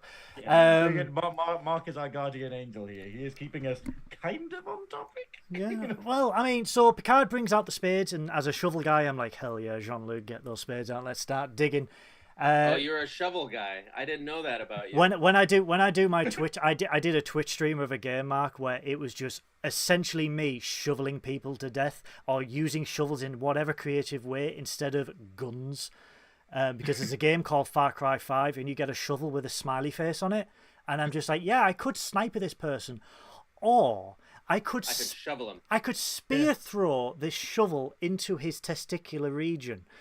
I chose that because it's more comedy. So I quite like it. I think where his weapon of choice is shovels. I grew up with in the North Woods in northern Minnesota, and I grew up camping. I grew up with shovels, especially with those little camp shovels. Also, as a filmmaker, there was a time there in the early 2000s where something like 4 or 5 movies in a row ended with somebody murdering someone or something with a shovel, and it's only like decades later looking back at these movies that I had made where I was like, oh my god, I had a shovel thing back then. every time oh, you can dig holes with these as well. I thought they were purely a murder instrument. So aside from the Mark t-shirt, which I've been petitioning for the last god knows how many months. We're working on that. Yeah, the guy who designed them I've been talking to on Discord now. So I think we need a Shuttlepod Show shovel. Make them available. I think we need a shovel pod. The murder shovel. Just NX01. Oh. And then on the back, these are the voyagers just draped in blood. And then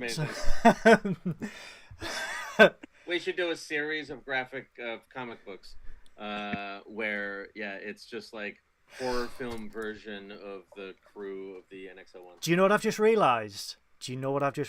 Archer uses a shovel in an episode of Enterprise to placate an alien race because he uses a chainsaw and a shovel. I'm sure he does. Oh yeah, that's right. And he lays it all out. And, yeah, NX01 shovel. Space.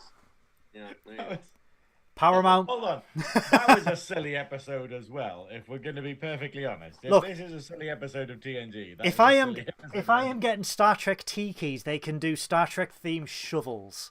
Okay, an NX01 shovel. He named the shovel David Spade.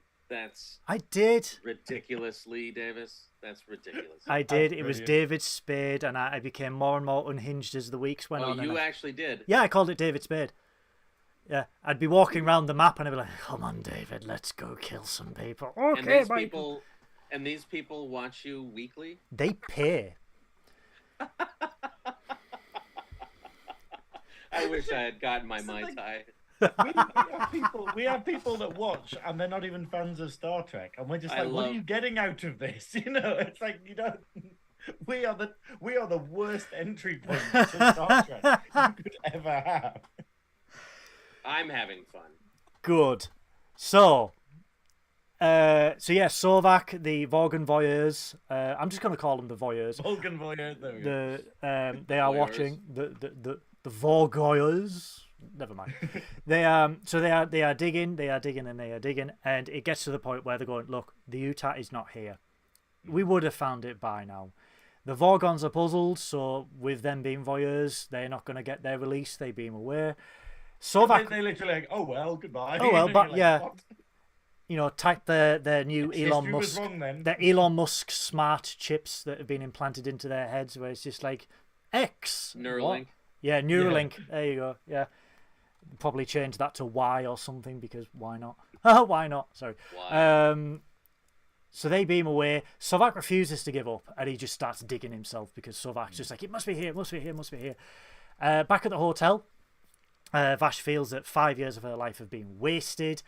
Picard's just like, oh, there will be other treasures. Like what's in my linen pants.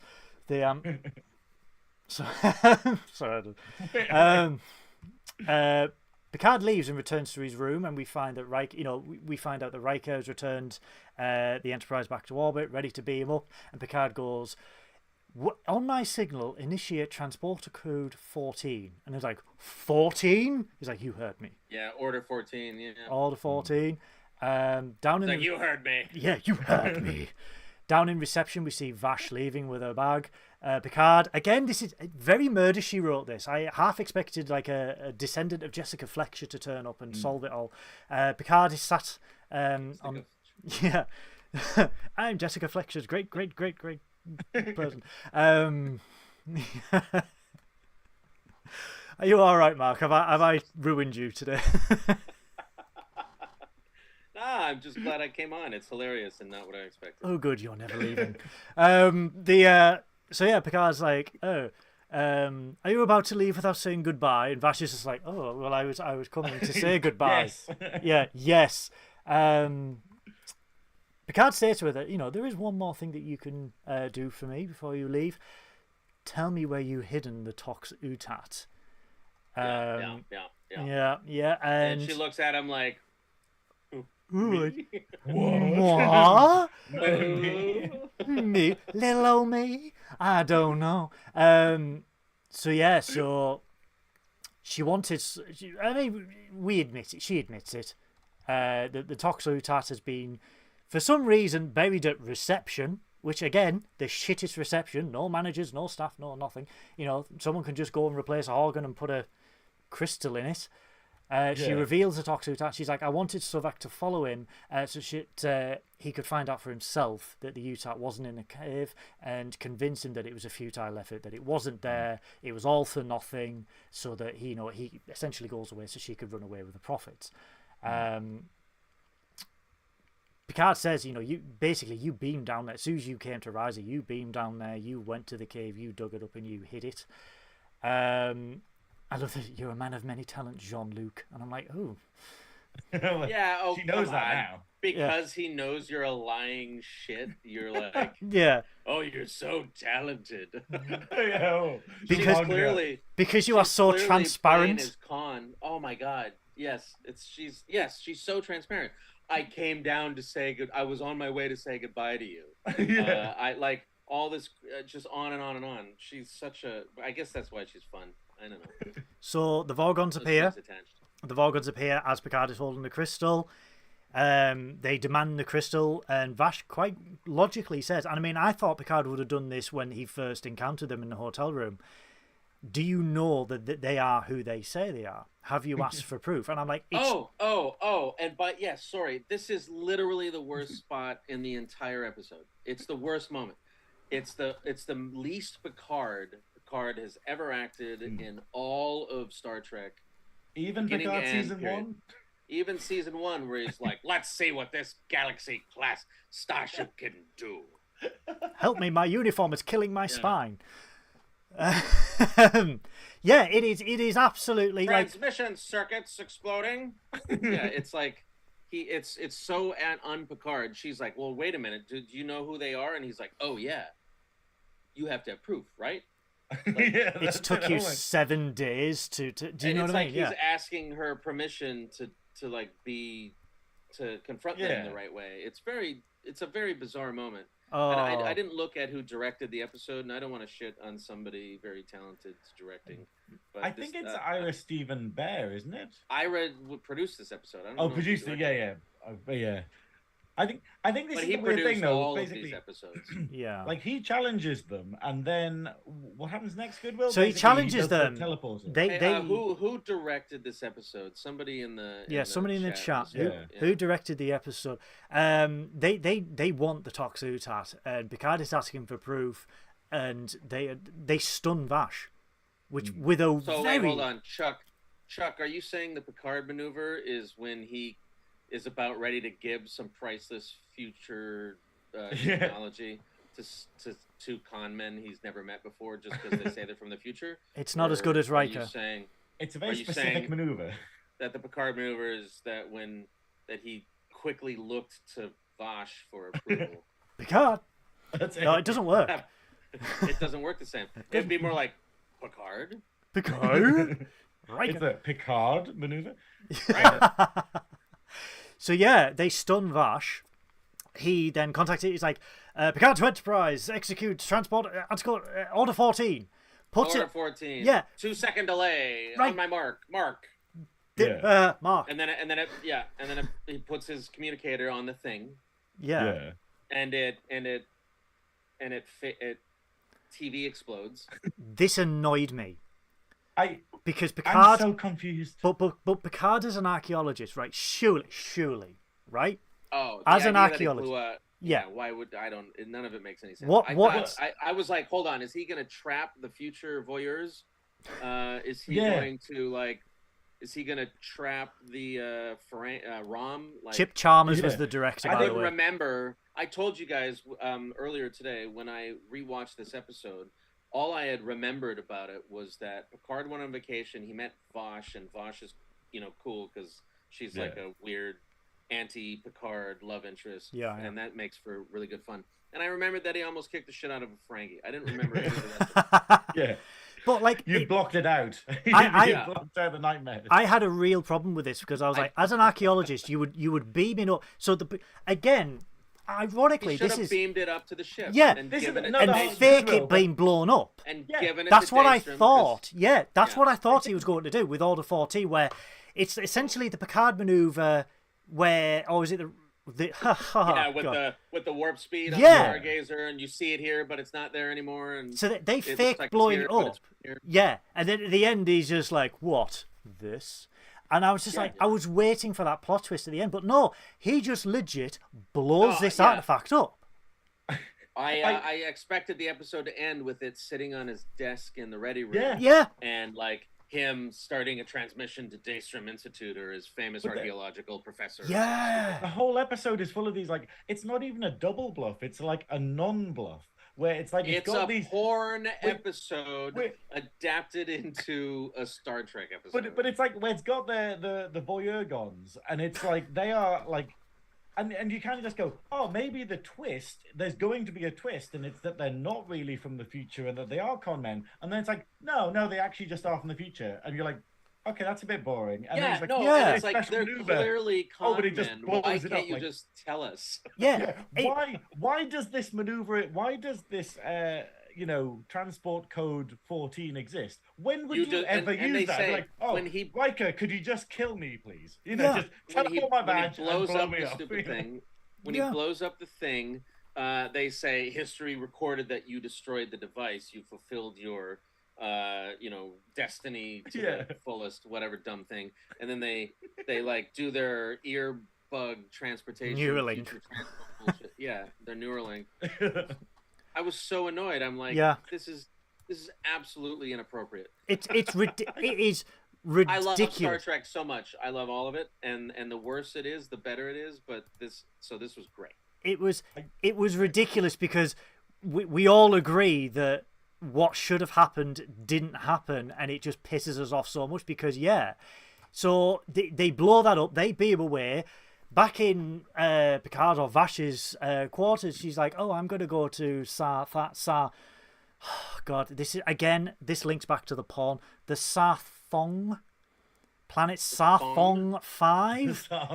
And he's flipping out and he's like, they are merciless, they don't like trespassers, and she's like, I'm going to stay out of trouble, and I'm just like, Sarthong? These are porno names. It is a porno name. Yeah. He beams back to the Enterprise. All was well on Starbase. Well, the Enterprise has got a fresh lick of paint, and they've cleaned out Riker's holodeck. It's fine. The ship is in splendid condition, Captain. And I'm just like, that's the first and only time you're ever going to say that, Fricks.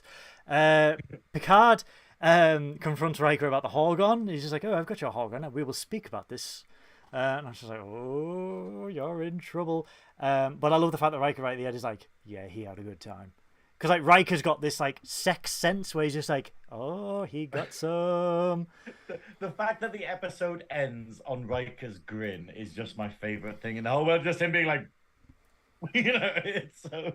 Yeah, I love the fact that this is called back to in Lower Decks as well, where it's like, I think it's in the first season where they're on the Titan. And he's like, something about him and Troy in the same. So he's like, oh yeah. She's like, I'm going to wear this dress. He's like, oh, I'll bring the Horgan. And I'm just like, okay, that's fine. Yeah, but overall, what do we think about this episode? Insane. How do you feel, Goodwill? It was, upon review, because I haven't seen it for a couple of years, looking back, it was fun, frustrating, but Star Trek at its insane best, where it's just like, I'm from the 27th century, this means nothing. And it's like, you know, a load of things didn't need to be there, like the Horgon was just for comedic value, and it's just like Ferengi and flip-flops. And it's just like, it's mental Star Trek, and I like this because we get this in DS9 as well, where Jadzia takes Worf to Risa as well, and it's like we need episodes like this, and we've had it in Strange New Worlds. Strange New Worlds has been off the chain this season. But they've had the ability to be like, we're going to do a musical now. Here's an episode about post-traumatic stress disorder, and then we're going to do, and it's just like, right, this was. I had up until the end, like I was liking it up until about 3/4 of the way through, and then it was just basically, right, the Vorgans were pointless, they blew the artifact up for no reason, but at least Picard got some. It was a porn episode, like Mark said. How do you feel, Mark? You should haiku this episode. Oh god, haiku. I haven't even done it. I haven't done a haiku in years. What is it, 535? That was really close. Hold on, that's a question for the chat. Who can do a haiku? Yeah, do a haiku. If you're watching this back, put a haiku in the comments as well. What did you think of the episode, Mark? Yeah. What did I think of it? Yeah, go on. Well, you haven't made clear already. He's leaning forward. It's going to get weird. Just sigh. All right.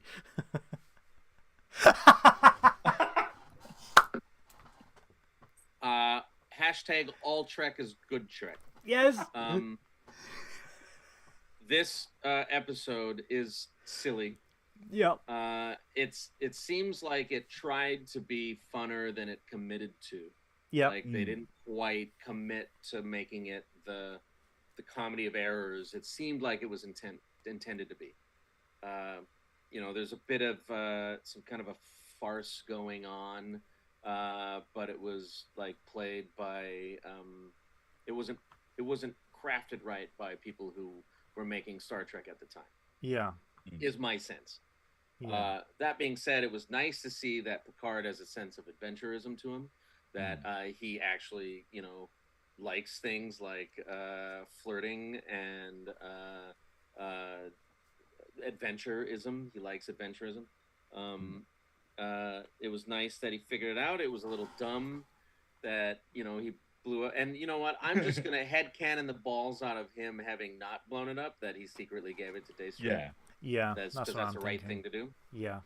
And that he probably intercepted the phony baloney future alien voyeurs, and they are rotting in New Zealand somewhere.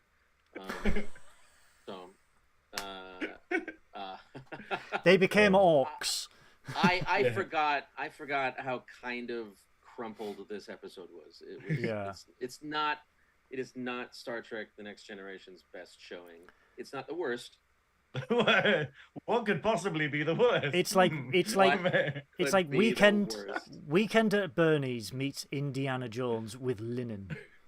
But bad. Bad. Yeah, with no pornographic undertones. I don't know.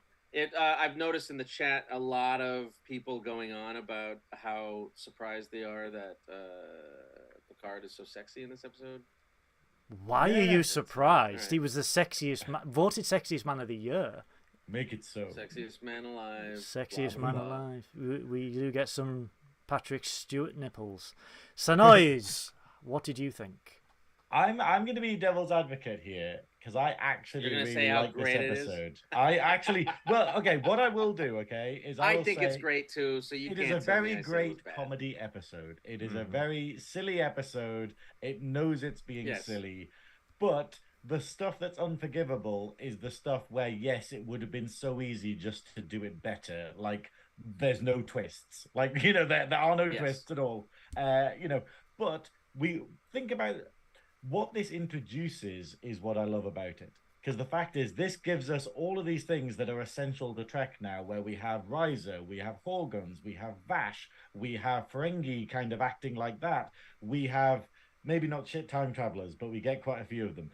But you know, we have all of these staples that we kind of get like later on, and that they keep going back to, that I kind of love. But and I think Vash, like I think Vash is one of my favorite Trek characters because they are exactly what the series needed. They're a tough woman who uses everyone. Like every single scene she's with Picard, she is using him. She's just lying flat out. Like the whole story about, oh, I was the doctor's assistant for 5 years and I did all of this. It's like, we don't even know if any of that is true. You know, like maybe the Ferengi None of it's just true. told us Nothing that's come out of her mouth and is true. That's what's brilliant about her, where she, with anyone else, if it wasn't Picard, would have just got away with this whole thing scot-free. And I kind of love that as a devious character, because she's not a villain, she's just devious. And then when we get her in, there's another episode of TNG she's in, which is the Robin Hood one. But then she has an episode of DS9, and I always felt like she was the character that they could have done a lot more with. Like, I like the idea of she's one of the characters that you could make a spin-off show about. I thought she would come back for Lower Or bring Decks. back in Lower Decks. Yeah. Like, I think, you know, when you think about things that Lower Decks can reference, one of them could be that, what's his name, Sovak is still digging. That's the sort of joke that you're going to get on Lower Decks at some point. 20 years later. Yeah. Or shit time voyeurs. These are all fun. things that get parodied. Yeah. How fun. And the shit time voyeurs show up, and thank God for Lower Decks. Oh, Yeah. yes. Thank God for Lower Decks. To sort of clean up the slop that is always around the fringe of such a massive franchise. Yeah. How wonderful. That's such a good idea. I'm so glad. In fact, I have to say that right there is the reason I'm glad that I came on the show today. Because you inspired me to there's a way to make this all fun. Yeah. Yeah. It's like now I can just I have hope and anticipation that Lower Decks will one day make fun of this episode. Oh, they will. They have to. Yeah, they have to. I'm gonna, because I know one of the background animators for Lower Decks, so I'm just gonna like, hey, do you remember that Captain's Holiday? Yeah, drop it in. They'll probably be like, we are drop it into a meeting. Yeah, just one of your meetings just have familiar. like just 3 seconds of Sovak still digging 20 years later. Okay, Oh. thanks. Yeah. Actually, I had a question I wanted to ask the chat and you, Mark, and whatnot. What does the tattoo on Sovak's head mean? Like, what do you know how... It's the Ferengi symbol. I think it's his rank. Yeah. Yeah, because they're ranks, aren't they? Because obviously Quark and Rom don't have them, but that suggests that he's in the military, right? Yeah. Or Or He's in ex-military. Yeah. I mean, do you think the Ferengi call it the Navy, or is that not? I don't know. I don't know what they actually Profiteers. call it. Enough, Yeah, but it's probably very much like what we have here, where people get tattoos when they're in the army. And Yeah, they're just like, it's just that thing because you see a few Ferengi in Next Generation that have them, but then they kind of forget about them from DS9, and they're like, okay, never mind, you know. And I wasn't sure if it was just that they changed the style or that they mean something in their society. So, guys, that was probably the most unhinged review of a Star Trek episode we have ever done. Holy shit! I would like. Was it unhinged? It was Is it unhinged. my fault? No. No, it's on your fault, man. If anything, we enabled you. Oh no. I would absolutely like to thank. I want to be Mark. a good influence. I really want to be a good influence. Oh, you are. You are influencing. You are encouraging us to be less adequate and better. I just looked at the chat and I've got a full frontal of Picard. It's the one where he's got his legs crossed on the screen. I'm like, oh, it's too late. Yeah. I've seen everything. Oh, it's gone. I would. That's it. I'm looking at it right now. Yeah. Guys, I would like. Mystic Wolf, are you saying that because you just saw our Discord? Romulan ale no longer to be served on diplomatic functions. This is martini, baby. So, I would like to thank the Kirk, wonderful Star Trek 6. Yay! Guess who's coming to dinner? Guess who's coming to only the size of my head. What was I going to say?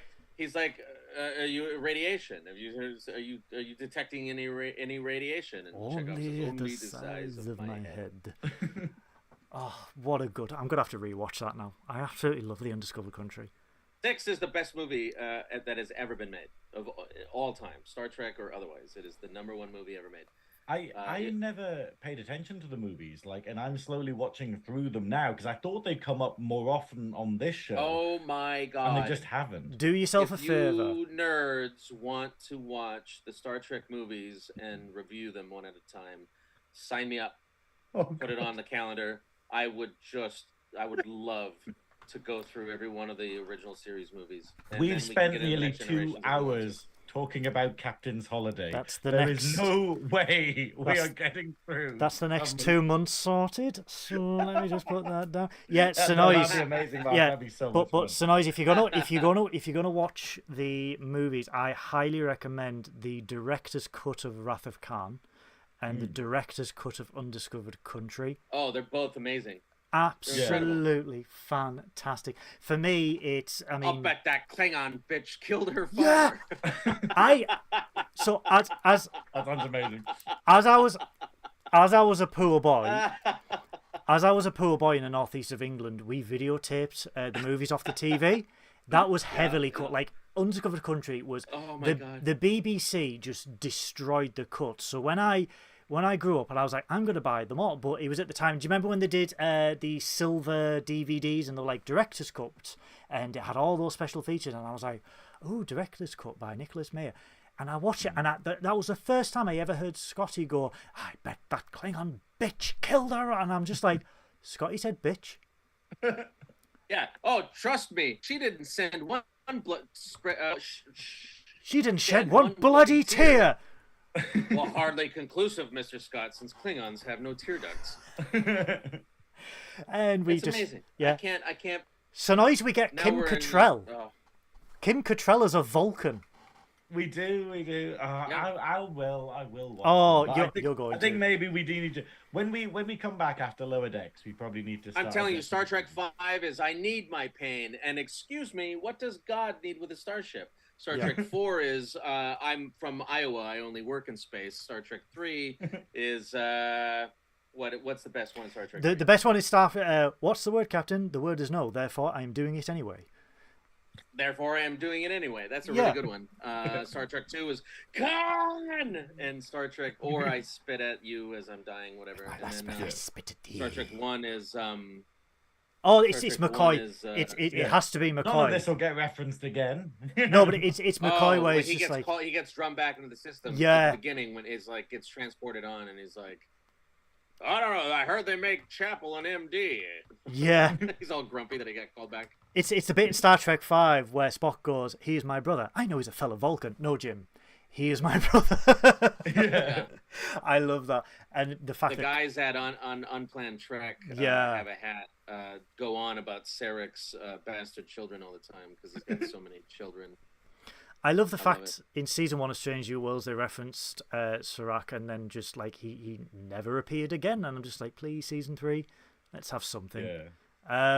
But yeah, I like that they're setting stuff up. They're kind of going, look, we have, because I was really upset with Strange New Worlds where they had like Umbenga's daughter and then they just resolved it, and you're like, you could have carried that on for a season or two. Like, but if they don't know at the time when they're filming, I know, but like they said, they did it with Sarek. But they knew with season 2. They knew with season 2 they had a season 3, and that's why we had a goddamn to be continued.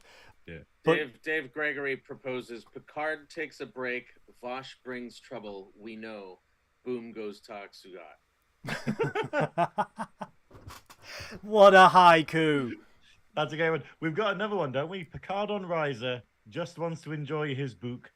Someone finish this haiku for me. There we go. That's a great one from Tiffany Laurie. I love that. Lee Davis for Star Trek 3. Great Scott! A Klingon! Yeah, Christopher Lloyd. Yeah. This is Christopher Lloyd. Yeah, but Christopher Lloyd had a time machine before he had a time machine. Star Trek that's 3. why he was okay on the Genesis planet, because he knew he could just bolt out. Yeah. But yeah, we will. I think Synoiz, we're going to have to do the movie reviews in order after Lower Decks potentially. Yeah, I think that's probably like the problem is when I was catching up when I had COVID the other week, I watched Insurrection and Nemesis, and why? they're Start at the beginning. they're not bad. I'd heard they were bad, but I was like, they're No, they're actually not fairly bad. good. They're just like long episodes. Although the title sequences looked like they were done in Microsoft PowerPoint. Like, what the actual fuck happened with those title sequences? That's like, oh yeah, we've got to do one of these. Oh well, fuck it. We'll have the words. I'm sorry. What did I miss? What did I miss? What did they do in Microsoft PowerPoint? The introductions for Nemesis and Insurrection. Oh yeah. If they were trying to do it on computers, yeah. They peaked at First Contact. Intro. Yeah, At the time, it was really impressive. Now that we're looking back at it, we're like, oh, you children. With your... oh, you poor. Well, it's like the resolution of the First Contact fleet. It's like, this is the Norway class. Here is 6 pixels, and you're like, not a lot of detail on that. But yes, guys, I am aware that we've been going on for nearly 2 hours, so that was our... Oh shit! Are we supposed to go home now? No, we can talk all night, baby. We don't can keep talking. Yeah. I can't talk all night. We have a very we have a very fancy Hollywood dinner to go to tonight. Oh, wow. Insider. At some point, I have to put a little bow tie on. So before we wrap up, Mark, do you want to tell us what's going on with the Shuttlepod Show tomorrow? Oh my goodness. We were supposed to have Mary Howard on, the revered and beloved producer of TNG, DS9, Voyager, like the whole. Terry Metalis credits her for his entire career. In fact, Terry was going to. We were conspiring for Terry to crash the interview when Mary was in the room, but we had to reschedule Mary's conversation. So as a result, we watched A Mock Time. One of our Warp 4 Patreon members happened to be in LA, and I was explaining to him why we weren't going to do a standard episode, that we were going to do one of the episodes where we watch an episode of Star Trek. And I said, which original series episode do you think we should do? And he's like, A Mock Time. Do A Mock Time. No thought at all. Yeah, it was Sean Coleman. Sean Coleman, who very graciously gives us the wine to give to our guests. And he said, A Mock Time. And so we watched A Mock Time. We invited Bonnie Gordon on as our guest. I love Bonnie Gordon. She's amazing. There's the key. There was what? I'm sorry, I'm getting work messages that are really complicated right now. Oh, that's it. There was the key. Nope. Sorry. We got our keys to our new office yesterday. So really well done. Yeah. We're moving into a studio. We're going to build a permanent studio now. It's going to take probably 3 or 4 weeks, and we're going to have to raise another probably $14,000 to do it. Oof. But it'll be worth it. We dream of $14,000. We watched A Mock Time, and we were trying to have a watch party yesterday and today, but the technology and people preparing for the hurricane are making problems. So we're trying to make sure that we get it posted for our Patreon members today, so that they can watch the unedited, raw version of us drinking an entire bottle of whiskey and watching A Mock Time. If you've seen our promos, you get a sense of what it's going to be. Oh, yeah. It is unhinged. You haven't. Wait till you see the Bonnie Gordon one. Goodbye. Oh my God. Did you get Bonnie Gordon wasted? Bonnie Gordon got Bonnie Gordon wasted. Yeah, okay, so no responsibility whatsoever there. We love Bonnie Gordon, and she is a perfectly responsible adult. I got a little sauced. Connor and Dominic got a little sauced. Bonnie got a little sauced. And it was so much fun. We can't wait to share it with everybody. So we're hoping to get it live tonight. But tomorrow morning, sort of a recap of that watch party is going to play at 10 a.m. And then we're going to play Unplanned Trek Plan Bit, which is they challenge us to our best and worst moments from the episode. And they do a 5-question trivia game with us to make sure we were watching the episode. And they award us points, and we're going to track them going forward. What's the leaderboard like? Oh, wow. And then when when the thing we already recorded is done, we're going to go live with a live Q&A for anyone to talk about Amok Time or ask us questions or whatever. Hurricane pending. Hurricane. I have to say that. Pending. Hurricane pending may cancel the live portion of it. So, but we're really excited about it. We're trying to figure out the right way to format these watch Star Trek episodes together, because the idea is we want to watch Star Trek with the community that's been growing around our show and the Star Trek community in general. And we want to watch it with, Connor and Dominic, who are in Star Trek, and with other special guests who are also in Star Trek, so they can talk about their insight on being in that episode or whatever. We're testing it out with the original series, because that seems like the right series to test it out with. I seen the Unplanned Trek that posted a tweet or an X or whatever it's called today, and they were just like, Mark contacted us. Hey, we're going to review Amok Time. We're going to do a Star Trek episode. Cool. I like TNG's Cause and Effect. Amok Time. Yeah, but cause Amok Time. Bye. And I was just like, yep. Yeah, that's based. Isaac sort of has the ability to peer into my soul. But guys, if you have not watched the Shuttlepod Show, please. Oh, and then we have Garrett Wang on Wednesday. So next Sunday will be Garrett. No way. Assuming amazing. And one of the things I want to talk to him about is the Delta Flyers is so good. You guys have really sort of honed in on a way to talk about your own show. Can you give us advice on how to talk about our own show, about Enterprise? Yeah. Because we are definitely starting. We have been working for a while now on launching a series where it's just we talk about every episode of Enterprise. Yeah. And it's the guys, and then we bring on special guests relevant to that episode. And we hope to, with Garrett on the show, to sort of, launch that conversation and get the ball rolling. The day you guys talk about Shuttlepod 1, that is going to be a very special episode, because let's be honest, that inspired everything for the Shuttlepod. It's why it's called the Shuttlepod. Yeah, that was the beginning of our show. Yeah, I'm just saying, Malcolm and Trip scissored. It wasn't on camera, but there was definite scissoring there. So anyway, scissoring. Yeah, I decided. I don't know why they just did that, but there was no oxygen. There might have been some rubbing or some rubbing, some dog humping on Dominic's side part, but I'm so sorry, mother and father. Connor would be like, "Oh, come on." Yeah. This so conversation is dedicated to Goodwill's parents. I'm so sorry, my parents. Tiffany, it's Wang or it's Wong, right? It's Wong. Garrett Wong. Yeah. If somebody tried to correct me the other day, and it got into my brain a little bit. Well, it's one of these tough things where when you know the character and then you're used to not saying the actor's name out loud, it's like going, oh, how the hell do you actually pronounce that? Like, who they are, but like Quark, where Armin Shimmerman, where I'm just like going, I've never needed to say that out loud until we started this, I've always known it, but I've never.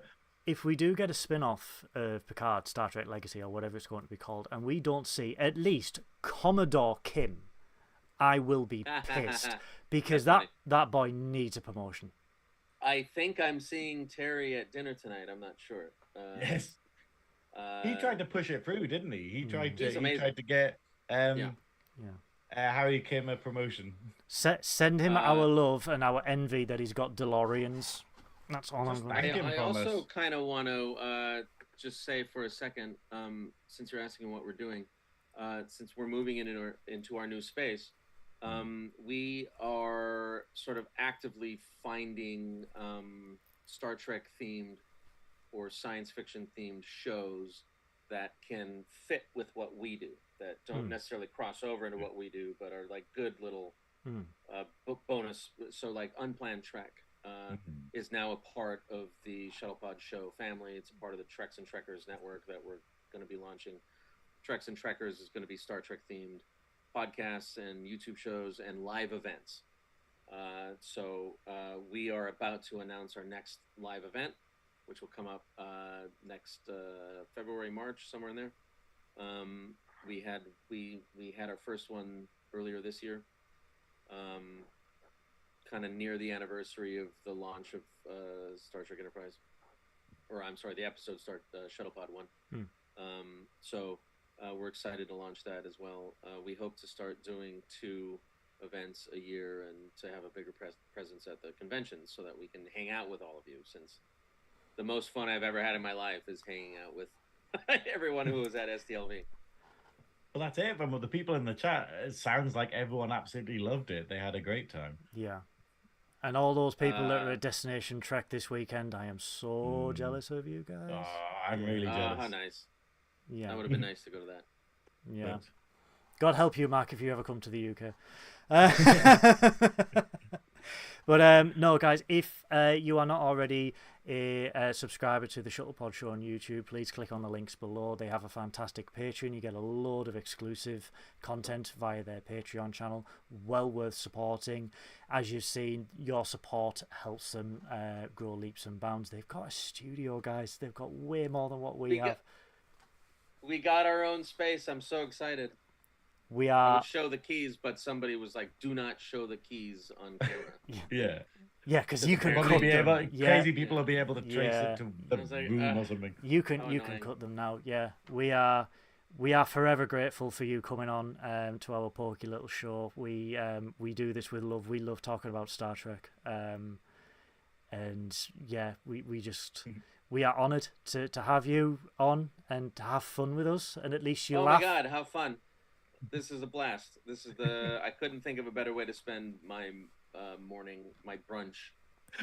You are always welcome. You are always welcome. So guys, this has been Trekking Up I'm telling you, the TOS movie series reviews, we gotta nail it. It'll be fun. We will sort dates towards the end of Lower Decks, and we will hammer them out. But oh my God, this has been absolutely incredible, guys. The description below, if you haven't seen it already, is just a litany of all of our friends, our hashtag Trek family, Nerdy Up North links, because Nerdy Up North, we are everywhere. We've got a huge Facebook community, 8,500, nearly 15,000 on our page. Please go and like us on Facebook. We've got a Twitch where I act like an absolute prat with shovels or do something funny with unicorn headbands. I do have... Come at me, Disney. I do have a Disney one now. Come at me, Disney. Come at me, Disney. I am a Disney princess, apparently. So that's canon. I'm gorgeous. You're like the guy with the American flag standing on the beach as the hurricane comes. Come at me, Mickey. It's Mickey versus Mickey. So no, it's come at me, Hillary. Where do I go with that? Anyway, Nerdy Up North can be found on Facebook, on Twitch, obviously on YouTube. We are on Threads for some strange reason. We are on Instagram. We are on the tick in the top. I can't make my Threads work. I can't make Threads work. I don't know. Every time I open it up, it says there's a problem, and I've deleted it and reinstalled it. I don't know what's going on. Your Shuttlepod's tagged in, but obviously, as you're not on there yet, when you log in, when you eventually get it, you're going to be like, "Oh, Michael has tagged you into 30,000 different things." Like I said, we're also on Twitter. You can find me on Twitter /X/ whatever he wants to call it, at Goodwill None.